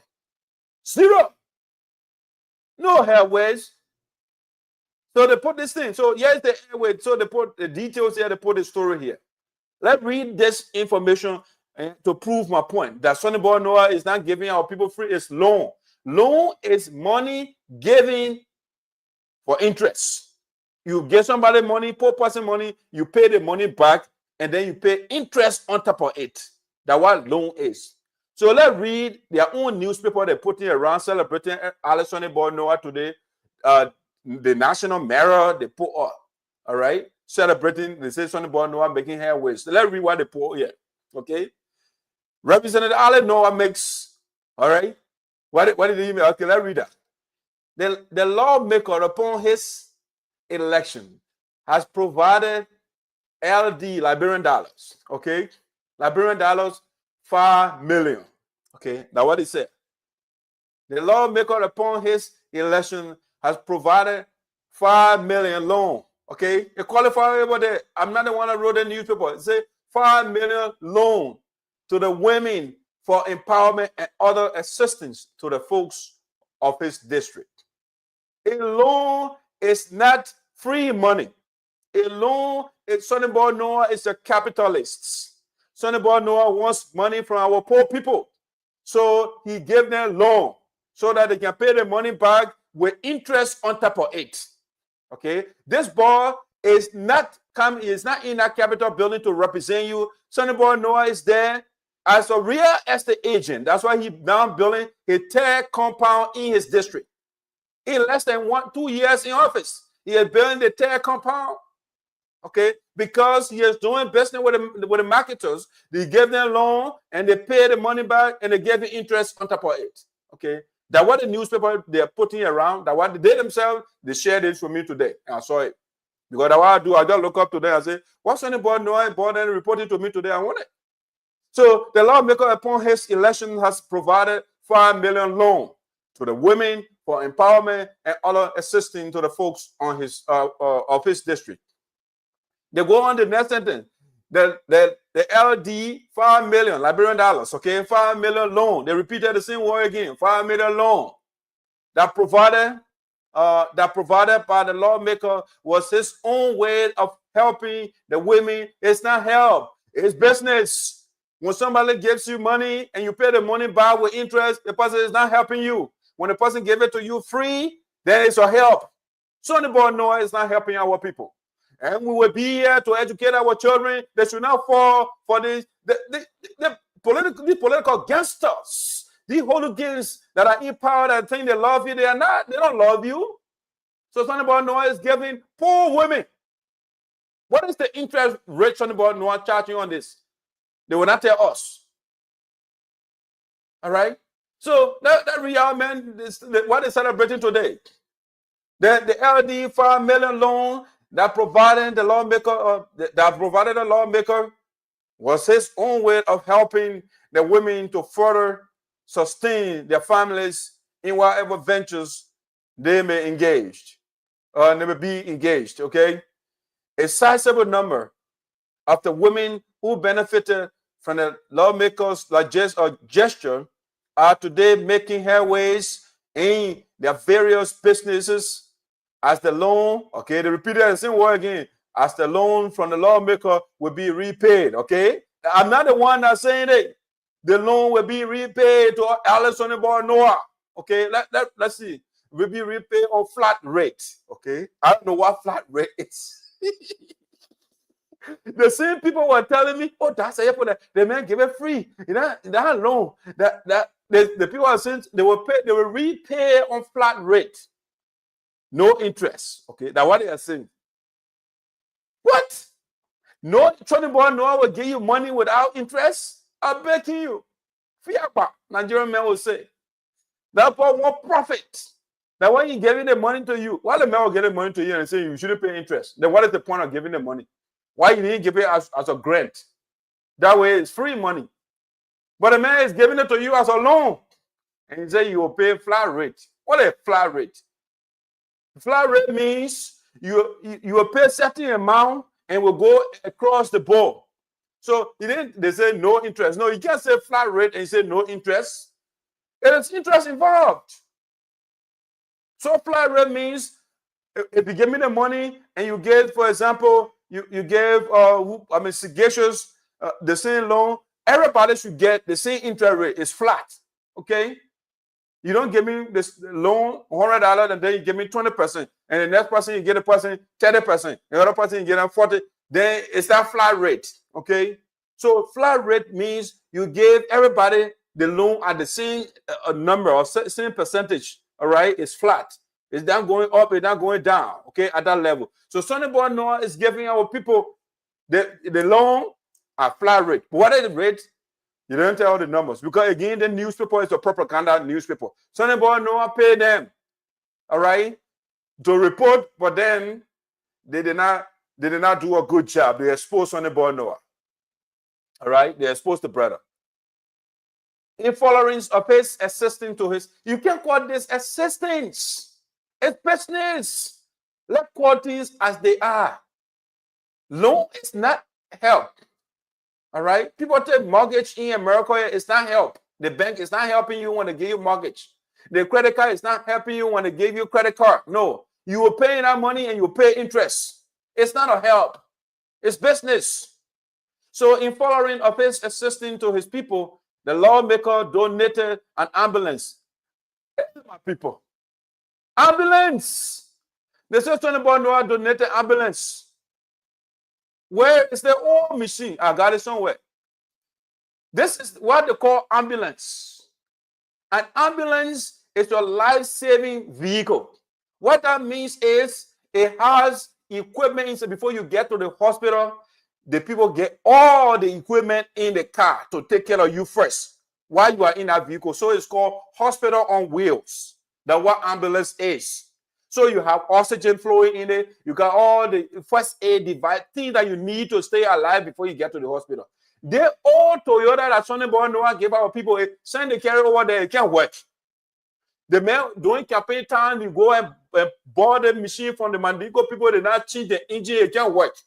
They whitewashed it, they pour a picture on it. You give somebody something and you put your image on it. Okay? Why do you put your image on it? When you give me something, you got to pour your email, you put your name on the thing. All vehicle, this is what Sonnyboy Noah, the people are reporting propaganda.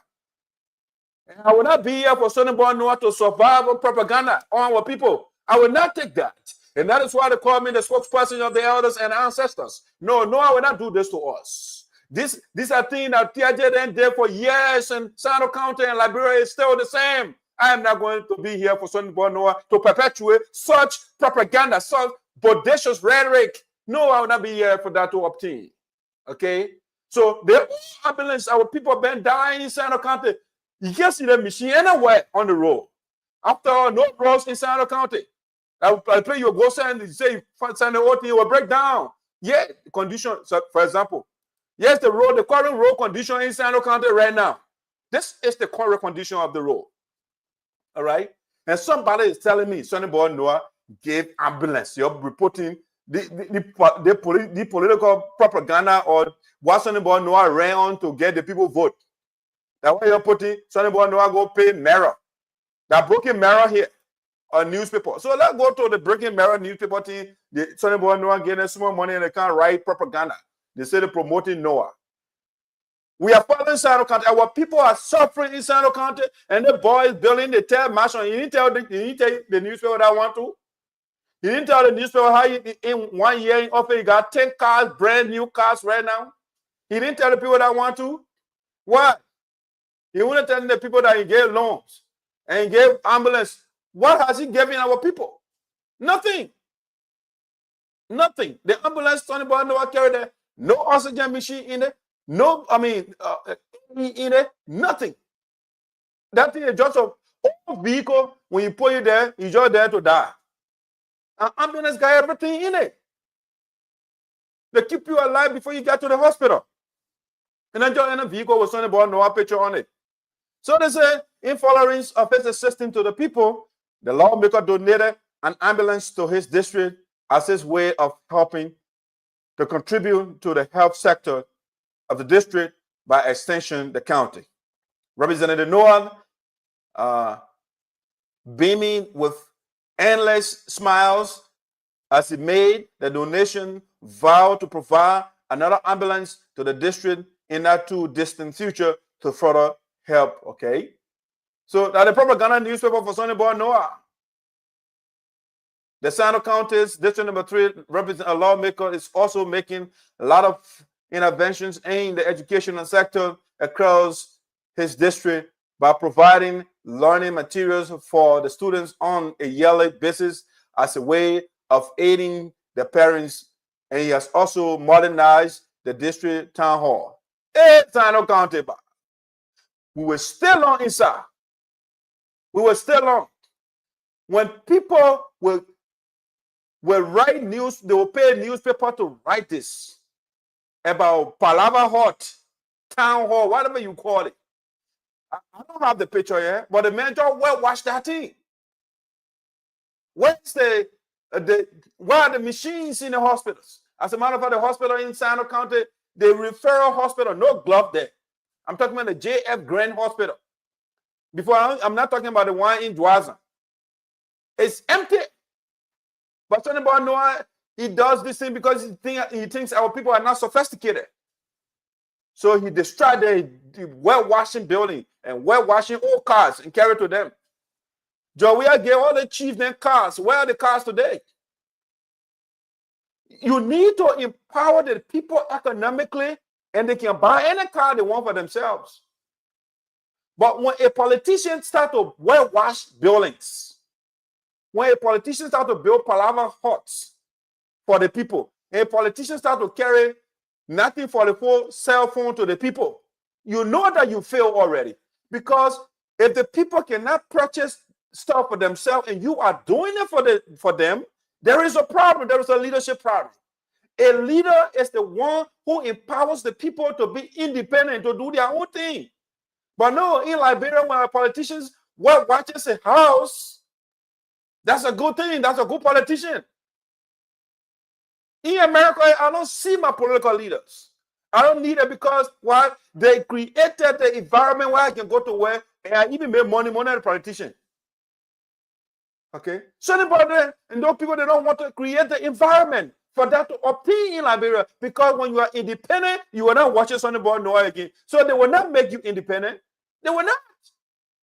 They will come bring cell phone battery to you. Sonnyboy Noah will carry cell phone battery to people. I said, what?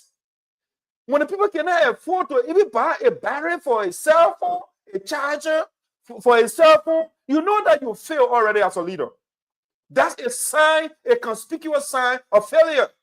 When you will buy charger for a cell phone for people, when you have to buy learning material for people, for students, and the parents cannot afford to buy learning material for their children, you fail already as a politician. That's a failure on your part. It's not something for you to celebrate. No. No. The children are going to be high school here. And they work to McDonald's, they get it different, and they can do bad stuff for themselves. So the extent where Sonnyboy Noah will come from Morovia to bring charger for our people. That shows that Sonnyboy Noah is not a generational change leader.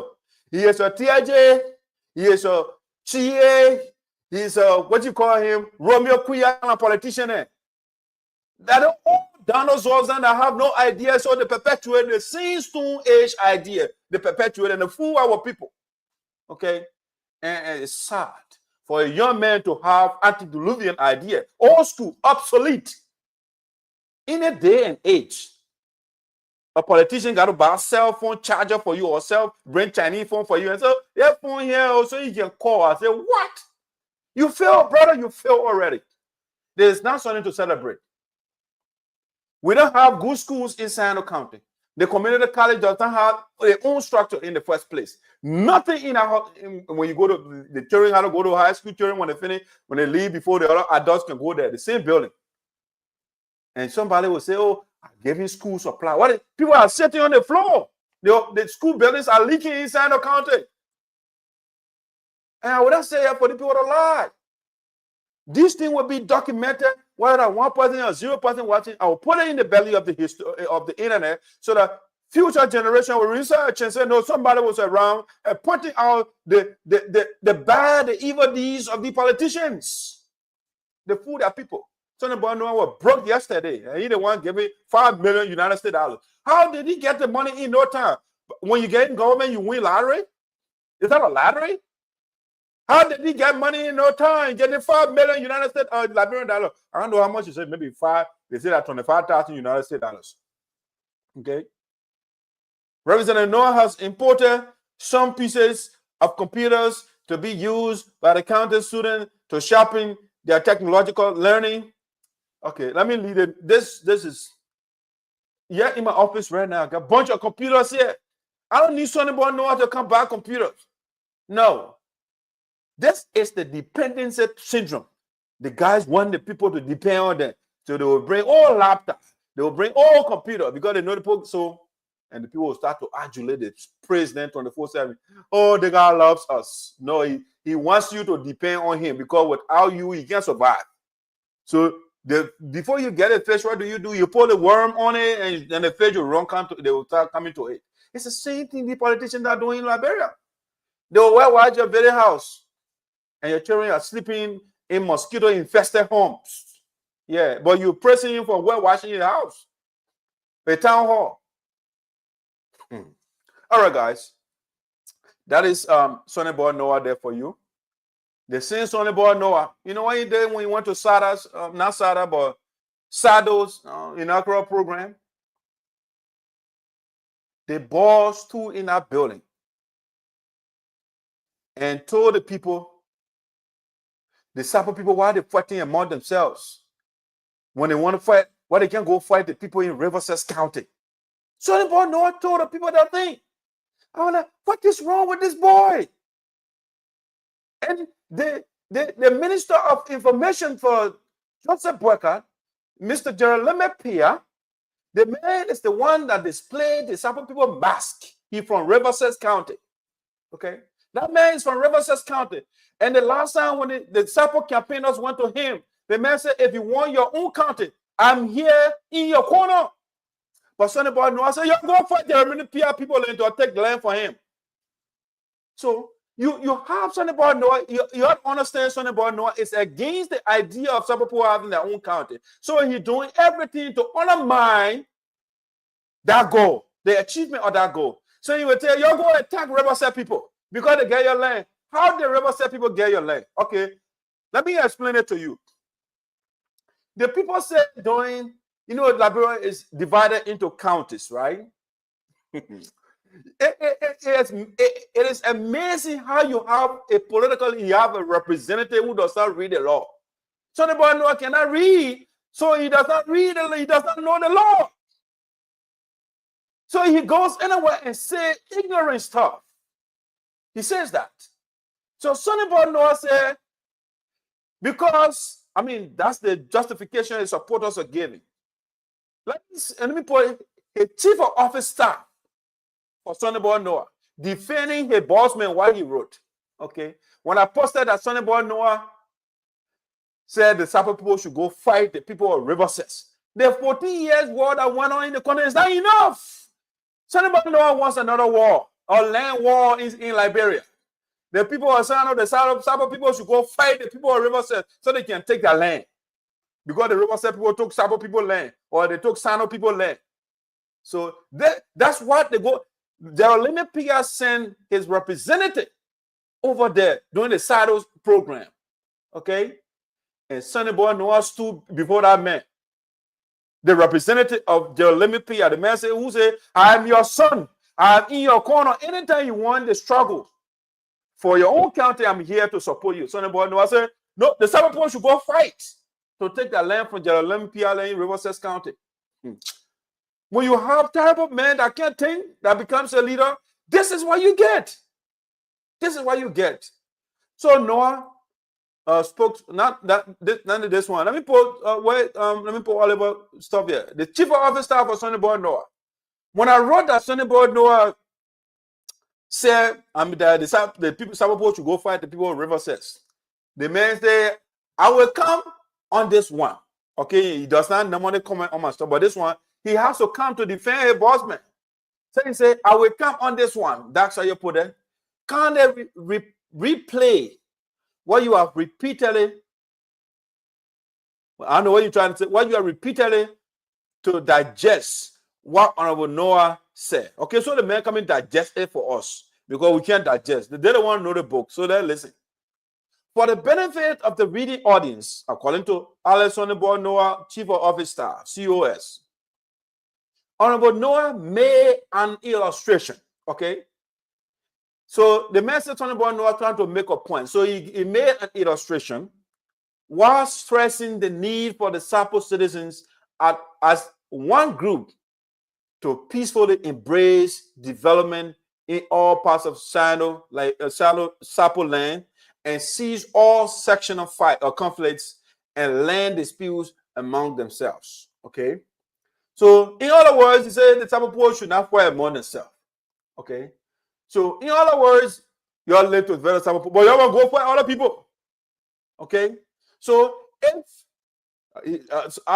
Alex spokesman said, if we have the energy, that's why he's quoting his boss man now. That's a quote right there. He quoting Sonnyboy Noah. If we have the energy to fight over land, why not we go and fight for our land that has been taken by the people of Riverside as people of Sinoe County, instead of fighting against each other as families who have the right to benefit from every concession agreement within any of Sinoe town or district, unquote. So Sonnyboy Noah's chief of office staff, COS, quoting him, validating what I'm saying.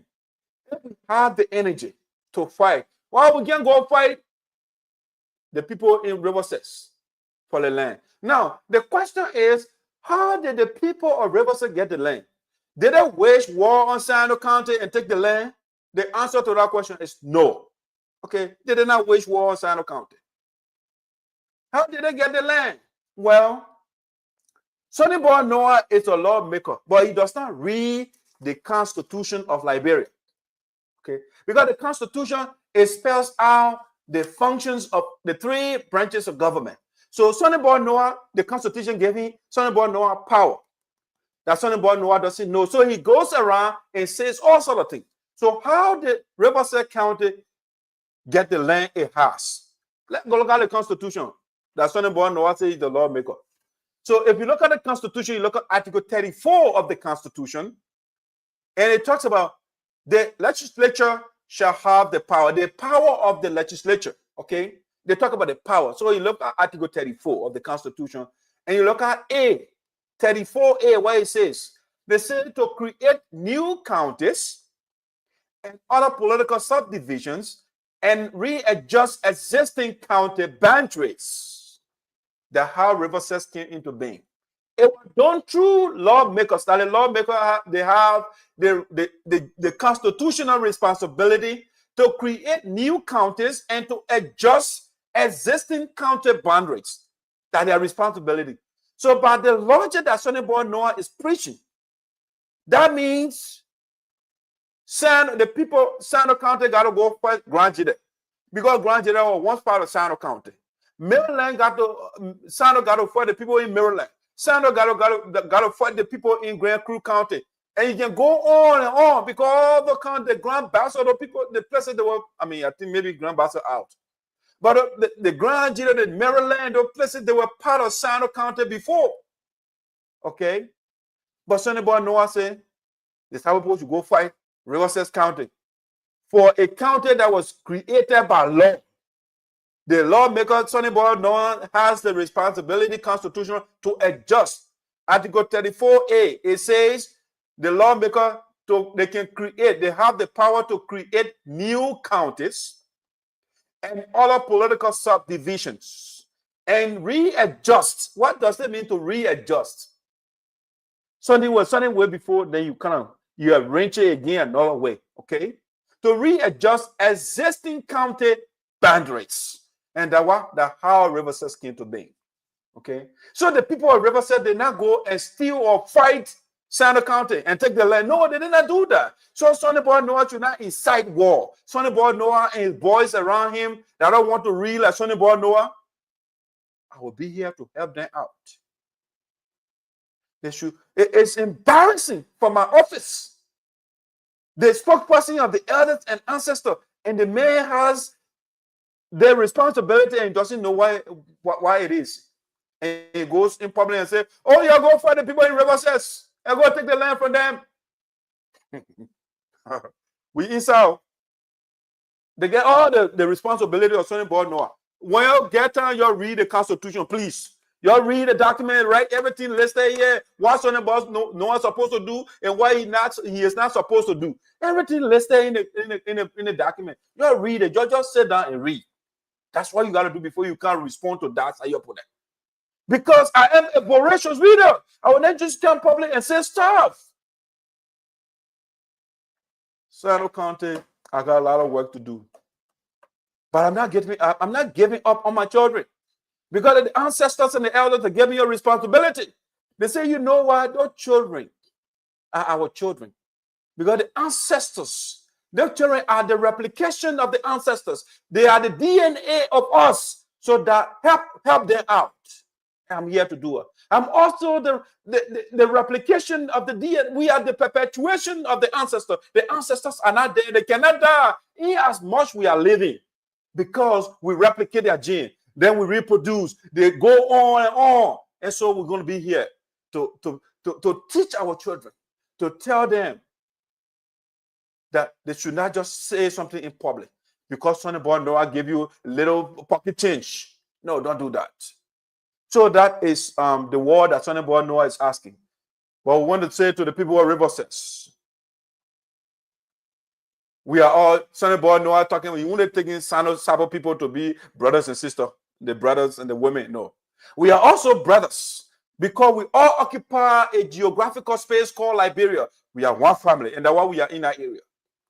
So the discrimination that Sonnyboy Noah in office are bringing, I am the spokesperson for the people of Sinoe County. That is rejected. I'm here to poo-poo that. I reject that nonsense the guys put on the internet. We should go fight the people of Riverside County. No, the Sabo people are not going to fight anybody. The law, Riverside were established by law. Just the same way Sinoe were established by law. Just the same way Grand Crew were established by law. Just the same way Maryland were established by law. Just the same way Nima County were established by law. Just the same way Bapolu County was established. That's law. It's not somebody that encroach on anybody's land. The lawmakers have the responsibilities to create new county and adjust existing boundary. Article 34A of the Constitution is right there. Sonnyboy Noah got to read. His office, they got to read. If they need also open little reading tutorial, we can do just that. Some they don't want to read. They call illiterate. A-L-I-T-E-R-A-T. Illiterate. Illiteracy is different from illiterate. The way you get L-I-T-E-R-A-T, right? Illiterate is when you can read and write. But when you're A with the letter A, it means that you can read and write, but you don't like to read. Okay? And that's what happened to the boy. They can read and write, but they don't want to read because they are lazy, very indolent. They don't want to read. And I will do the reading for you. So let's transition to the next thing that I want to talk about today on Voice of Sinoe. So the next thing that I want to talk about is a U.S.-based religious leader, a religious scholar, James Carlor from Sinoe County. The man who speaks to the Christian God 24/7. So Evangelist James Shagbeh Carlor is a supporter of Sonnyboy Noah. he comes here periodically to defend Sonnyboy Noah, which is okay. That's what he wants to do. It's fine. But this political leader is having or has had an epiphany, a reawakening, a revelation, a manifestation of the ancestor and the elder that came to him and say, Evangelist James Carlor, you are proceeding the wrong way. Sonnyboy Noah and all political leaders in Sinoe County, they are not doing the right thing. So Evangelist James Carlor, so we call this James Carlor Speaks Up. Okay? Evangelist James Carlor unveils what is on his mind. Okay? So we want to share with you what Evangelist James Carlor, if you don't know Mr. James Carlor, is this man right here. Let me show you Mr. James Carlor. Let me depopulate my screen here. So Evangelist James Carlor is the man. If you don't know him, I think I got a picture somewhere. I'll upload it. If it is not here, I can still upload it. It's on my device, so I can still bring it up for you. But Mr. James Carlor unveiled. Yes, I got a picture. I know I got it. The man he spoke up. He spoke in mind, and so let's share with you what Mr. Noah's supporter said. The man the Holy Spirit spoke to him finally to say the right thing, and what I've been saying on the platform forever. So this is the biblical scholar from Sinoe County. He is based in, I think, Spokane, Washington. All right. So he was once in Pennsylvania. We worked together under the administration of Frances Clark Myers when she was at the local level. So I know Mr. Carlor very well. So Mr. Carlor wrote a piece on Sinoe or on a page, if you like. So I want to share with you what Mr. Carlor wrote. Okay. And when I read something of this magnitude, I feel happy. I say, I think I'm doing something. I'm making some impact, at least gradually. Some people are waking up from this prolonged sleep they are being in. They sleep of praising people for little or nothing. When people cannot buy a phone charger for themselves, and politicians doing it, and then we praise them. So Mr. James Carlor spoke up finally. So let's read what he put up. Let's read Mr. Carlor's statement.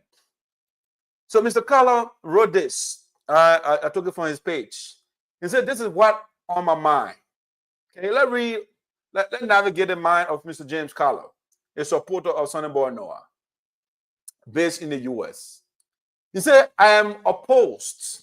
Oh, he said, "I am not." Sorry, guy. I am not opposed to the idea of our county leaders undertaking personal projects. I'm opposed to that. The political leaders should not undertake personal projects. Nowhere in the world, Mr. Carlor lives in the U.S. The politicians don't take on personal projects. They don't do that. They get what they call the development agenda. Okay, so the development agenda, the programs will be earmarked, it will be specified, and money will be allocated, and the executive, which has the implementation responsibility, they will implement those ideas, the projects or the programs, development agenda of the country. So individual lawmaker, or have presidential project, legislative project, and township project, and superintendent project. No, we're not. So the personal project, personal in the sense, if you're out of government and you want to do something, I'm fine. But you cannot be in government, you are undertaking personal project, or the government is allocating special money for you, putting it aside for you to be in your name. No, it's national development project. So when you are taking on a project, it should be national development project. It should not be legislative, presidential, and all that nonsense they do over there. So I don't support personal project when you are in power. Okay. We need national development project that will be for everybody, okay? Because after all, we send you there to represent. So you shouldn't have a project, and we the people don't have project in our name. All right. So he said, I'm not opposed to the idea of our county leaders undertaking personal projects in Sinoe County, such as constructing schools and clinics. All right. But they should ensure that existing structures for academic and health services are functioning properly. So what Mr. Carlor is saying, in other words, okay, we have clinics, we have hospitals, we have healthcare facilities, colonies, schools in Sinoe County that are dilapidated, that are liberating human beings supposed to sit in there right now, but our children are sitting under them. And they turn their backs on those things and they say they're taking on personal projects. So Mr. Carlor is saying, refurbish those structures, the existing structure, the schools that are there. And these are things we've been saying. The clinics that are there. Put everything that the people need to survive, or the medical personnel that need to function. Let's provide those things through law, through the national budget. Okay? It should not be individual stuff. Let's refurbish those buildings. Let's put what the people need, the medical practitioner they need to function. Let's put those things in it. Before we can even think about building new structure, because it is not building, it's not about building structure. If you build a structure that has nothing in it, what is the point? It's just a waste of money. It is Sonnyboy Noah, Chie Noah, legislative project. Okay, we got your name on it, but what is it doing for the people is the fundamental question. What is that structure doing for the people? So Evangelist James Carlor is saying, which I agree with, our children are sitting down on leaking schools right now. Okay, when they are in classroom, the place is flooded. That is the problem right now. It's not it's not about not having new structure. It's about the rehabilitation of what we currently have first before you think about something else. Put the current buildings you have, the children got computers in it? No. Do they have library in it? No. It said the roof okay? No. Do they have air conditioner in it, or they in there and they're sweating? They don't have anything in it. Put the amenities, the things that the children need to function mentally, to learn properly. Let's create that environment, what they call creating the enabling environment for the people to thrive. Okay? And that's what Mr. Carlor is talking about here, which I have been echoing over and over, if you like, which I have been echoing ad nauseum on this platform. Okay? So let's read Mr. Carlor. I am not opposed to the idea of our county leaders undertaking personal projects in Sinoe County, such as constructing schools and clinics, but they should ensure that existing structures for academic and health services are functioning properly. For instance, some schools outside of the capital city, Greenville, lack qualified teachers and remain in dilapidated conditions. One of the best institutions of learning, the Pinetown Junior and Senior High School, formerly called Pinetown Community School, which previously produced the best brains in Sinoe County and Liberia at large, lacks the necessary resources to operate effectively as a high school. In view of this, I urge the Sinoe Legislative Caucus to address the situation facing the Pinetown Senior and Junior High School, a school currently operating below high school standard. Okay, now what Mr. Carlor said, he wanted to say, with inadequate teachers, honorable, and still calling Sonnyboy Noah honorable. You are saying this about the schools in our district, or one of the schools in our district. No qualified teachers. It is operating below high school level. But then you are calling Sonnyboy Noah honorable. What is he doing that makes him an honorable for us or for you? All right. When you say there is no quality, our high school operating below high school level, Mr. Carlor. What are you calling Noah honorable? What is he doing that you are calling honorable? So he said, anyway, he said honorable Sonnyboy Noah. The school in question is located in district number 3, Sinoe County. And I implore you to lead the campaign to restore academic excellence in this institution.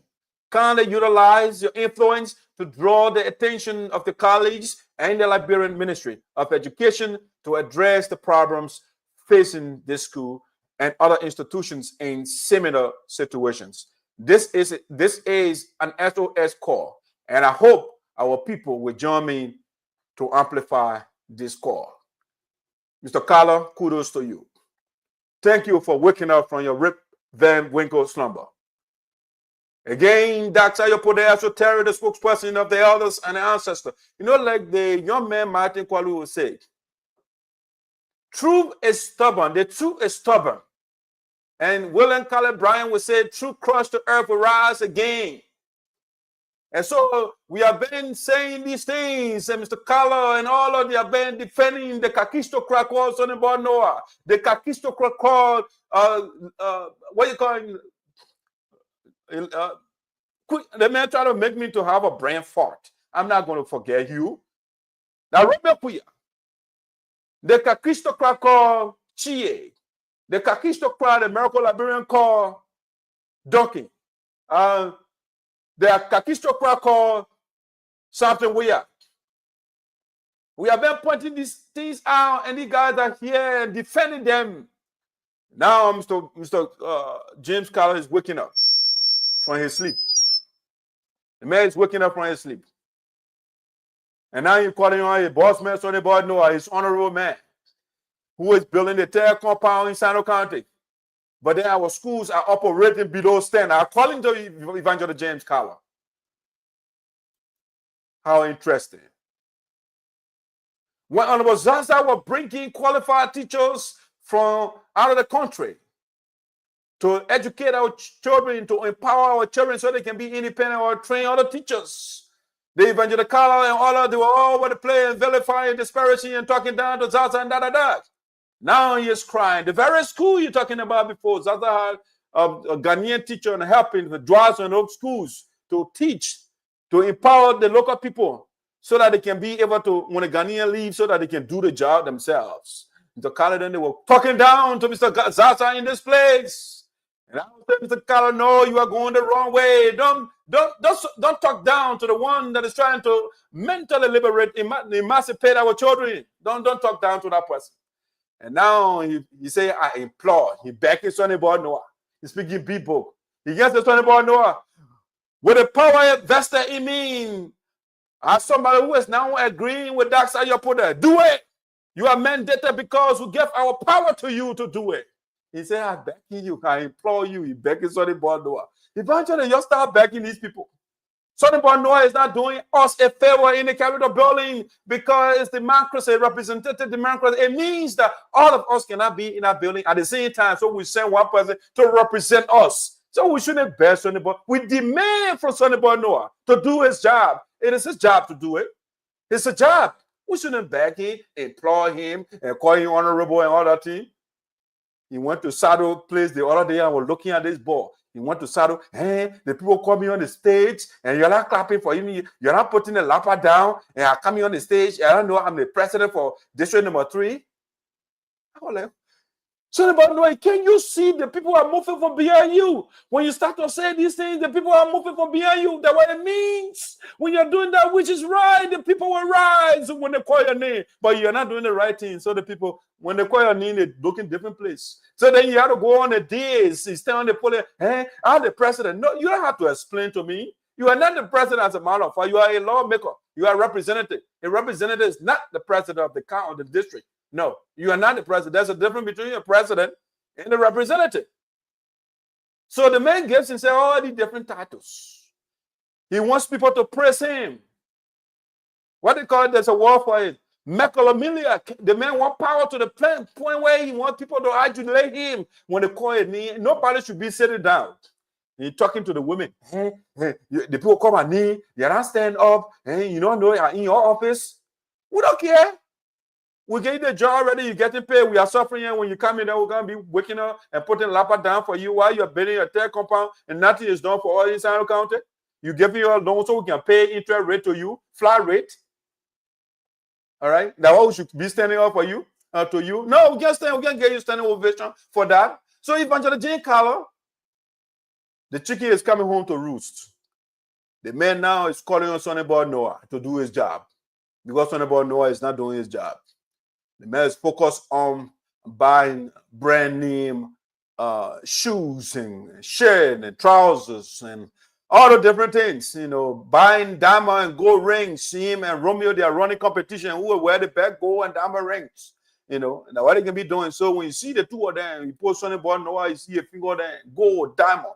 BB one, them, you give them a chance. All their 10 fingers will be gold. You see Romeo Pia right here.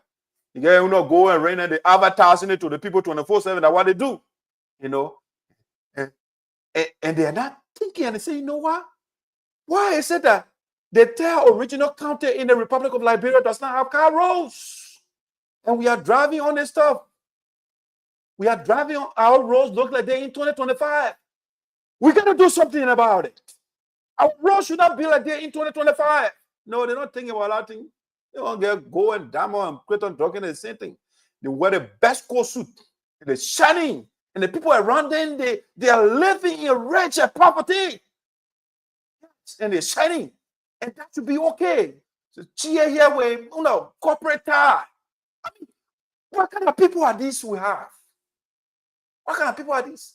And cheer periodically he goes there and divide money. The man before he got in government, he never gave anybody 5 cents. But cheer guy in government now divide money among people. And that way liberate Liberia. And we send Romeo to where Romeo sleeping in the parliament. The man sleeping. And what Romeo does, he sleeps. Now when people are suffering in the county, and what is Ben saying on the floor, you're not hearing it, he's sleeping. Yeah. Sonnyboy Noah ready, he say, no, let me go eat some fruit. I don't eat the rest today, man. I don't want you going to Golden Hotel, Golden Key, or Royal Hotel. Let me go eat a fruit or plate for $75, anywhere from $25 to $75 US. Let me go eat that. I'm a big boy, I get money. Okay, then the people are suffering. And Evangelist James Carlor, his supporter, telling us the school in Sonnyboy Noah's district, one of the schools that used to produce the best brains in Sinoe, and now operating below high school standard, if not even below elementary standard right now. Okay, so guys, there you have it. That's the mind. We just entered the mind of Evangelist James Carlor there. Evangelist James Carlor just told us what is on his mind, and so we want to thank him for at least coming to the side of justice, for leaving the side of injustice, and speaking truth to Sonnyboy Noah. Hopefully Sonnyboy Noah will continue to speak to him. Because Sonnyboy Noah, once you speak the truth, he doesn't want to talk to you anymore. All right, now, before we let you go for the day, I'd like to talk about this one here. My take on President Ramaphosa's meeting with President Trump. The president of South Africa yesterday, day before yesterday, if my recollection is correct, he is currently in the U.S. and had a meeting with President Donald Trump. Had a meeting with Donald Trump. And yes, and in the conversation, I was disappointed.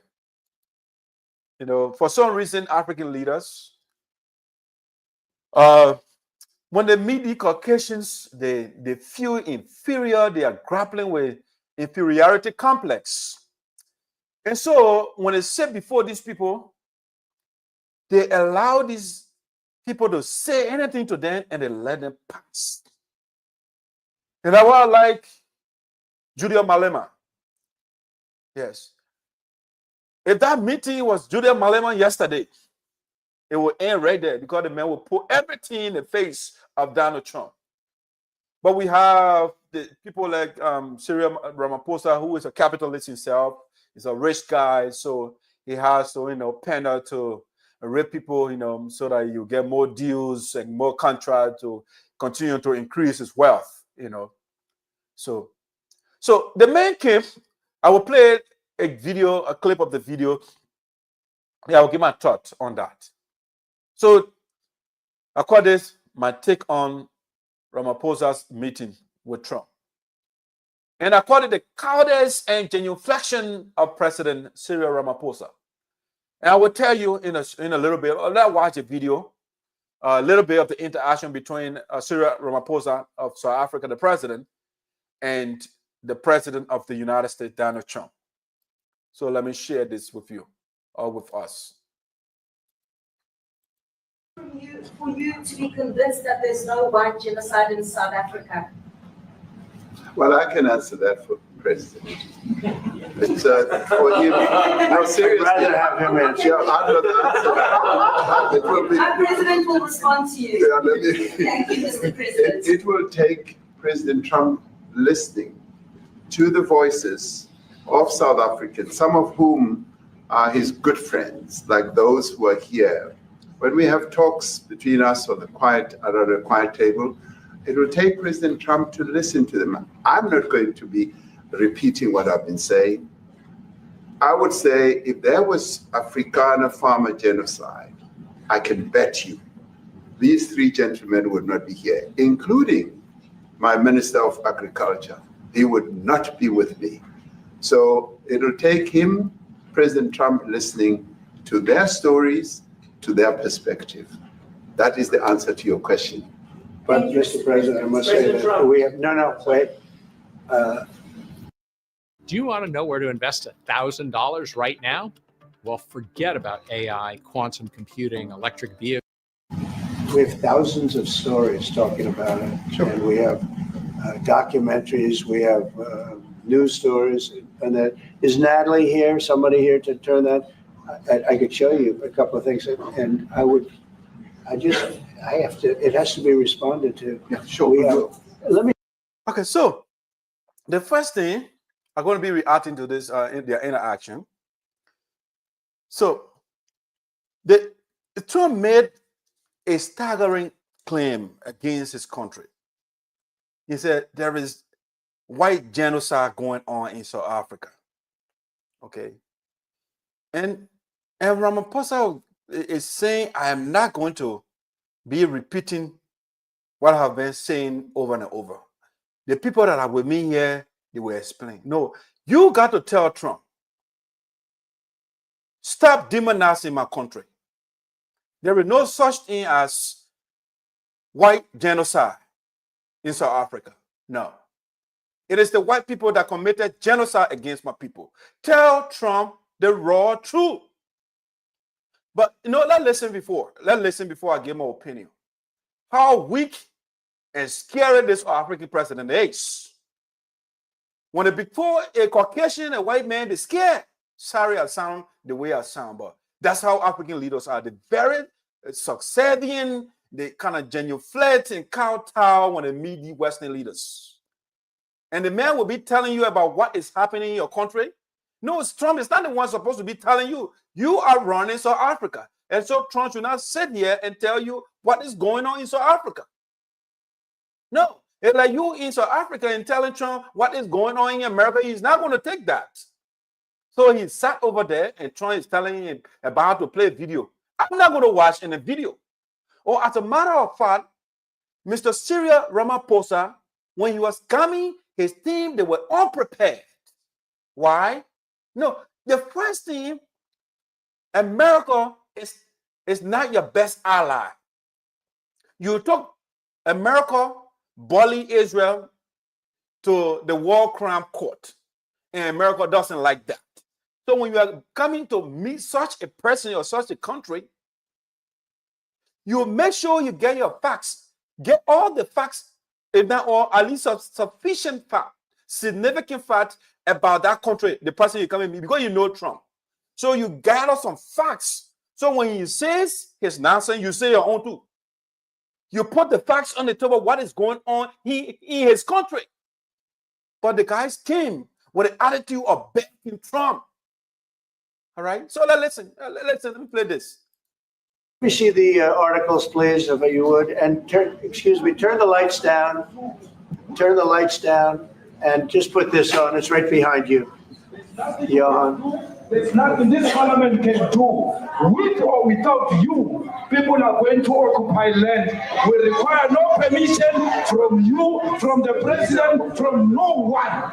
We don't care. We can do whatever you want to do. Who are you to tell us whether we can occupy land or not? We are going to occupy land. South Africa occupy land. That's who we are. Whatever we want to do, we can withdraw my membership from this useless parliament. This honorable member must never be scared to kill. A revolution demands that at some point there must be. So first of all, we got to know the video they are watching is Julius Malema, the political leader of the economic freedom fighters in South Africa. That's his video. Trump, they went on the internet and took. First of all, we have Cyril Ramaphosa supposed to provide a background. Why is it that Julius Malema is signing this way? What led him to this position? There is Julius Malema did not overnight just wake up and start to hate white people. As a matter of fact, he does not hate white people. He hates what the white people are doing to the black people in South Africa. That's what Julius Malema hates. What got Malema in this position, the position of rebelling against the Afrikaners in South Africa? What did they do? They did something. This young man explained his story. When his mother was in bed, when he was younger, these people naked his mother. They stripped his mother naked. There's something that led the man to the position he is right now. When the white people went to South Africa, how did they get the land? Did they get the land by buying the land? No, they invaded. They killed the South Africans in their thousands and they took their land. And they sent the people in the slums. They call them the battle stands. That's why they put the majority in South Africa. That's where they put the people. That's where they consign the majority. And Judah Malema is saying this is not right. You cannot be 10 or 12, less than 12% of the population, and you get 80% of the land. How is that possible? How did you acquire the land here? You went there and you invaded the people. You took the people, the indigenous, the South Africans from the land, and you took their land. And that way you got 80%. You have 80% of the land, and the people don't have any land. And Judah Malema is saying, I'm running on the platform. Appropriation of the land without compensation. We got to take the land because you took the land without buying it, you force it. So we got to appropriate the land without compensation. We take the land back without paying you. I don't see anything wrong with that. You cannot come to America right now and take Trump's land. He will not take it. And that is why the freedom fighter here, Patrick Henry, you know what he said when they were fighting the British? He said, give me liberty or give me death. That was a revolution voice, a revolutionary voice. And that's the same thing Judah Malema is repeating in different words. He said revolution is not free. That is true. I want to see a revolution that is bloodless. No revolution is bloodless. Even the American Revolution was not bloodless. The French Revolution was not bloodless. So what Trump wants to pretend as though he does not know. And Cyril Ramaphosa is sitting there and lying this racist, this man that was declared guilty, 34 criminal charges, and you're letting the man demonizing your country. And it appears as though Cyril Ramaphosa wasn't on the tutelage of the great freedom fighter, Nelson Mandela. No, the man, when they enjoy power, they just want to get, and they allow other people to talk down to them, your country. I will not be there. Trump cannot allow for him to go to a country, another country leader start talking to his citizens. He will not allow you to do that. Whether Syria agrees with Julia Malema or not, he should not allow Trump to demonize the man in front of me. No, I will not do it. If you have your personal issue with the man, that's your business. But I'm coming to you and then discuss bilateral or whatever issue, but you can't demonize my citizens. Okay? So listen to it. This was annoying to me. Listen. Killing, because the killing is part of a revolutionary act. Shoot, kill, the mother, kill the poor, the farmer, kill the poor, the farmer,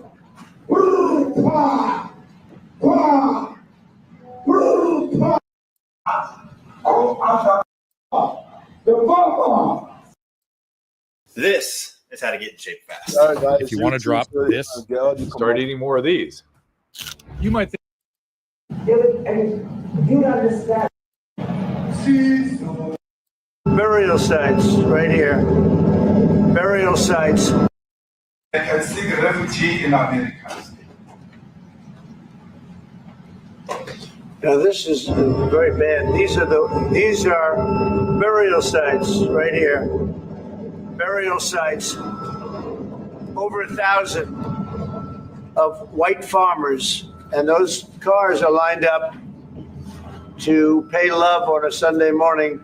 Each one of those white things you see is a cross, and there's approximately 1,000 of them. They're all white farmers, the family of white farmers.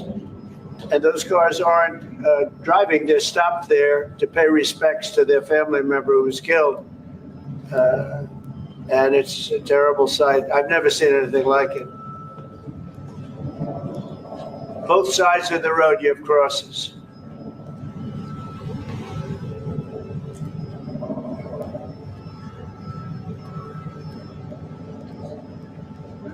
Those people, it's in South Africa this way. We need to find out. It's in South Africa this way. Those people were all killed. Have they told you where that is, Mr. President? No, I'd like to know where that is, because this I've never seen. Okay. I mean, it's in South Africa. Okay. So Trump asked him, or he asked Trump, do you know where that is? And he said no. Then later on, Trump said, that's South Africa. Okay. How do you jump? Ramaphosa just asked him and said, do you know where that is? And he said, no. But then he turned around and said, it's South Africa. Okay. When the last time Trump was in South Africa? No, you have this racist apartheid guy called Elon Musk. The guy raised from the oppression of the black people in South Africa. Is feeling fake information to the white guy, to the racist guy too. Because Elon Musk and Trump, they are racists. So, because of South Africa's stance, especially in relation to Gaza, to the atrocity, the genocide that is going on in Gaza that Trump is not speaking about, because the people there, they are not white people. So, Elon Musk is giving this guy information, and Cyril Ramaphosa is there and allowing this white guy. And when you listen to Trump multiple times said, white people, that white grave over there, that white person grave there. He kept saying white.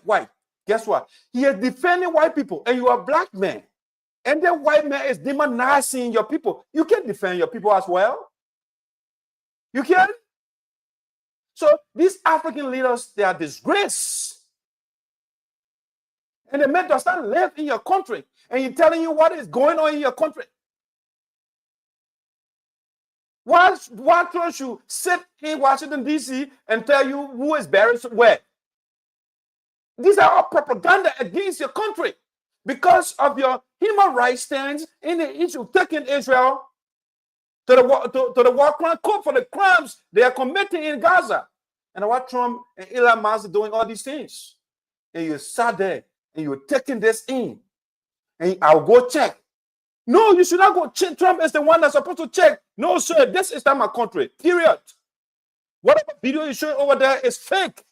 Trump will always call him fake news and this. That's fake video you're showing over there. It does not come from my country. No, I will not sit here, Mr. Trump, to demonize my country. No, I will not. That's what a man behaves. We need to find out. You won't find out? You from there, trying not from there, and trying to make you to feel guilty?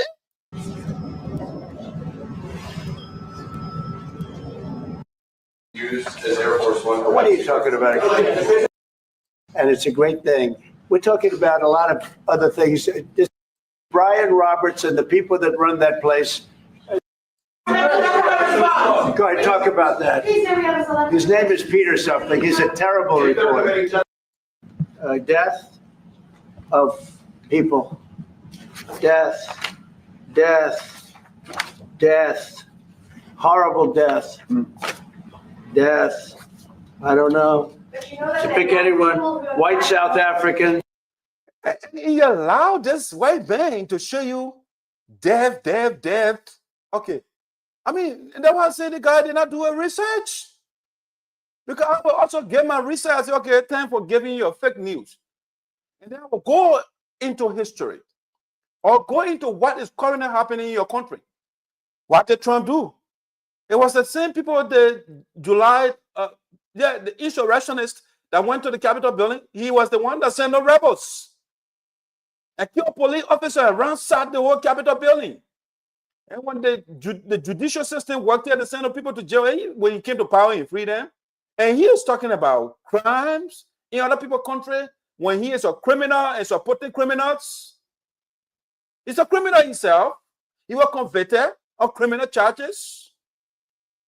And Trump is making you to feel, guilty.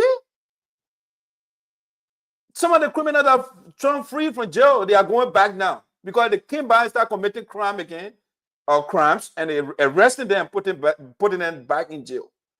And Trump is showing you picture of white people. Is that come on? So anybody can go on the internet and take out paper from there. They got propaganda all over the place against countries, against China. And you go online, you see all the different things they say China is doing. They got people like that. And Cyril Ramaphosa is sitting over there. Trump printed a bunch of things on the internet, and he aligned the man to show. I would go if I were Cyril Ramaphosa. I would say, okay, say you want to play that games. How many black people are killed in your country every year? According to 2020, I just did a cursory research. In 2017, about 475,900 black inmates, black inmates were held in prison, in federal prison in the U.S. Okay, that a number of people. In 2017, about 475,900 black inmates were held in U.S. federal and state prisons. This represented 33% of the total prison population at that time, significantly higher than their 13% representation in the overall U.S. population. All right, the blacks are 13% of the population. They are 33% in prison. Okay, you give me the facts. Give me this, share the facts with him. And they say here, the disparity in incarceration rates between black and white individuals is a complex issue influenced by various factors, including racial bias in the criminal justice system, socioeconomic disparity, and historical inequalities. These are things they're saying about Trump country. Okay, you point this thing out too. You can also go and tell Trump about apartheid in South Africa. So African apartheid, a system of racial segregation and discrimination, lasted for 45 years, 11 months, and 6 days. It officially began in 1948 and ended in 1994 with the election of Nelson Mandela as president. During this time, the majority of black population faced significant restrictions and discrimination in various aspects of life, including employment, education, and housing. You point this out to Trump. He said, Trump, in my country, you, the Afrikaner, the white people, you suppress my people. For 45 years, you killed them. So you should not be pointing finger at me. No, don't do that. Tell the white man, don't be afraid of him. But no, African leaders are very scared, some of them, if not all of them. If you look in the U.S., the crimes, the man pointing finger at South Africa. Tell the man, trend in violence, gun violence in the U.S. In fact, black Americans died from gun violence at 2.7 times the rate of white Americans. On average, more than 13,300 black people die from gun violence each year. That in Trump country. Tell me those things. Allow me to nearly all forms of gun violence have been rising among black Americans. Firearm homicide rose 23% from 2019 to 2023. Say this thing to the man. But the man did not do his own work. He just came to beg. Ramaphosa, another fact you were pointed out to Trump is this one.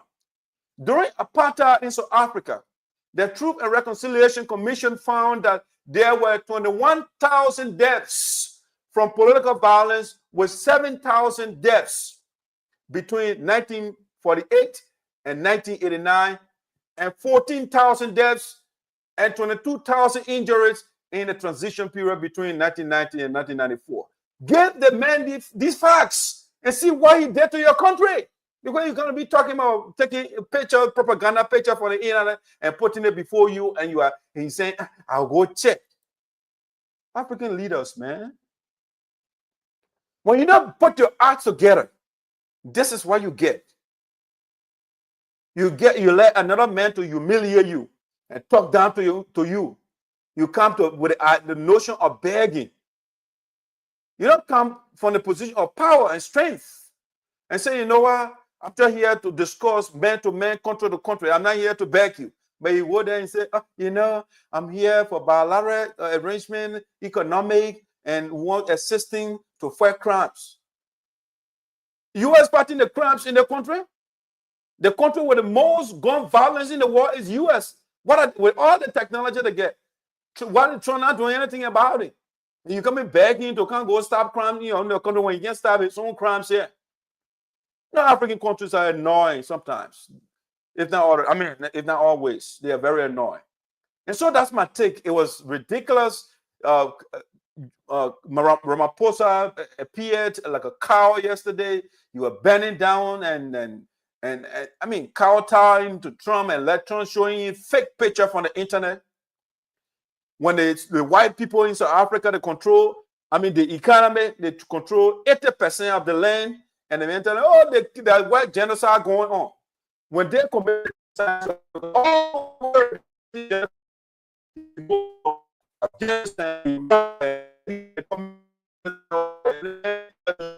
front of you and he's telling you nonsense.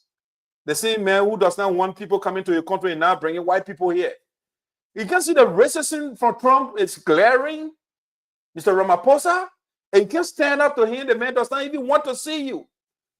No. It is the propaganda that Elon Musk or another white man giving you what he's listening to. You're not listening to whatever, everything you are saying over there, the white people. Yeah, the Sudanese over there, they are being killed. The U.S. that's supplying all the weapons over there, and the people keep being killed. But they're not doing anything. It's nothing. It doesn't bother. And once they're not white people, Trump is okay. Somebody paying attention to this man. So, ladies and gentlemen, that's how we're bringing the curtain down for today. The African leaders, they got to stand up, man. They're acting like punks. Yeah, they're scared. They want to be in power. They will not get help from Trump. When they don't speak truth to him. I will be coming to this man. I will not bring all my facts together. I'll bring all my facts. It will be a circus in our whole warehouse, in our Oval Office. Yesterday when I meet, I'll bring all my facts. You throw lies. I'll throw facts at you. That's what I will do. I'll throw your own history. Am I the one that draw atomic bomb on the Japanese? Am I the one? No. Don't be talking about genocide here when you committed genocide. In the 70s in Philadelphia, over there, the black people, they call the Back to Africa movement, they drop bomb on the people in the 70s. Just recent time. Tell them the story about what's going on in the U.S. And you won't be, you allow Trump to make you to look like he is the president of South Africa. He showing video. Oh, that white people there. That white people great. You see that white thing? That white man great or that white woman great. I'm like, what? What is wrong with these people? All right, guys, this is how we're bringing the curtain down today. We want to say thank you so much for joining us. I don't see coming here from you, so I want to say thank you so much to all of you that stay on to this point. Yeah, we want to be back here again next Thursday to have another wonderful, wonderful show here at Sinoe County, best platform, Voice of Sinoe. I want to say thank you so much for joining us today, and we want to close as we started. So, see you.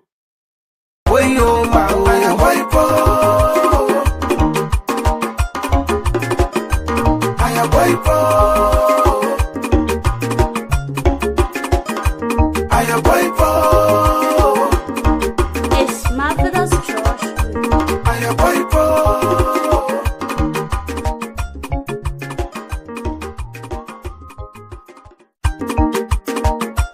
How? Wait. Mama il est pour National President, President Association in America.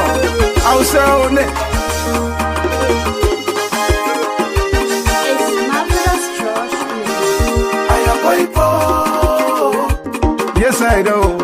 yes,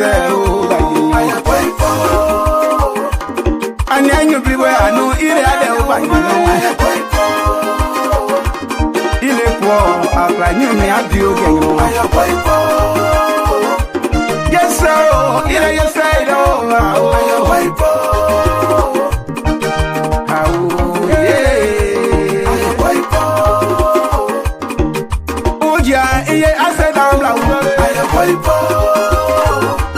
I sing away, more than okay.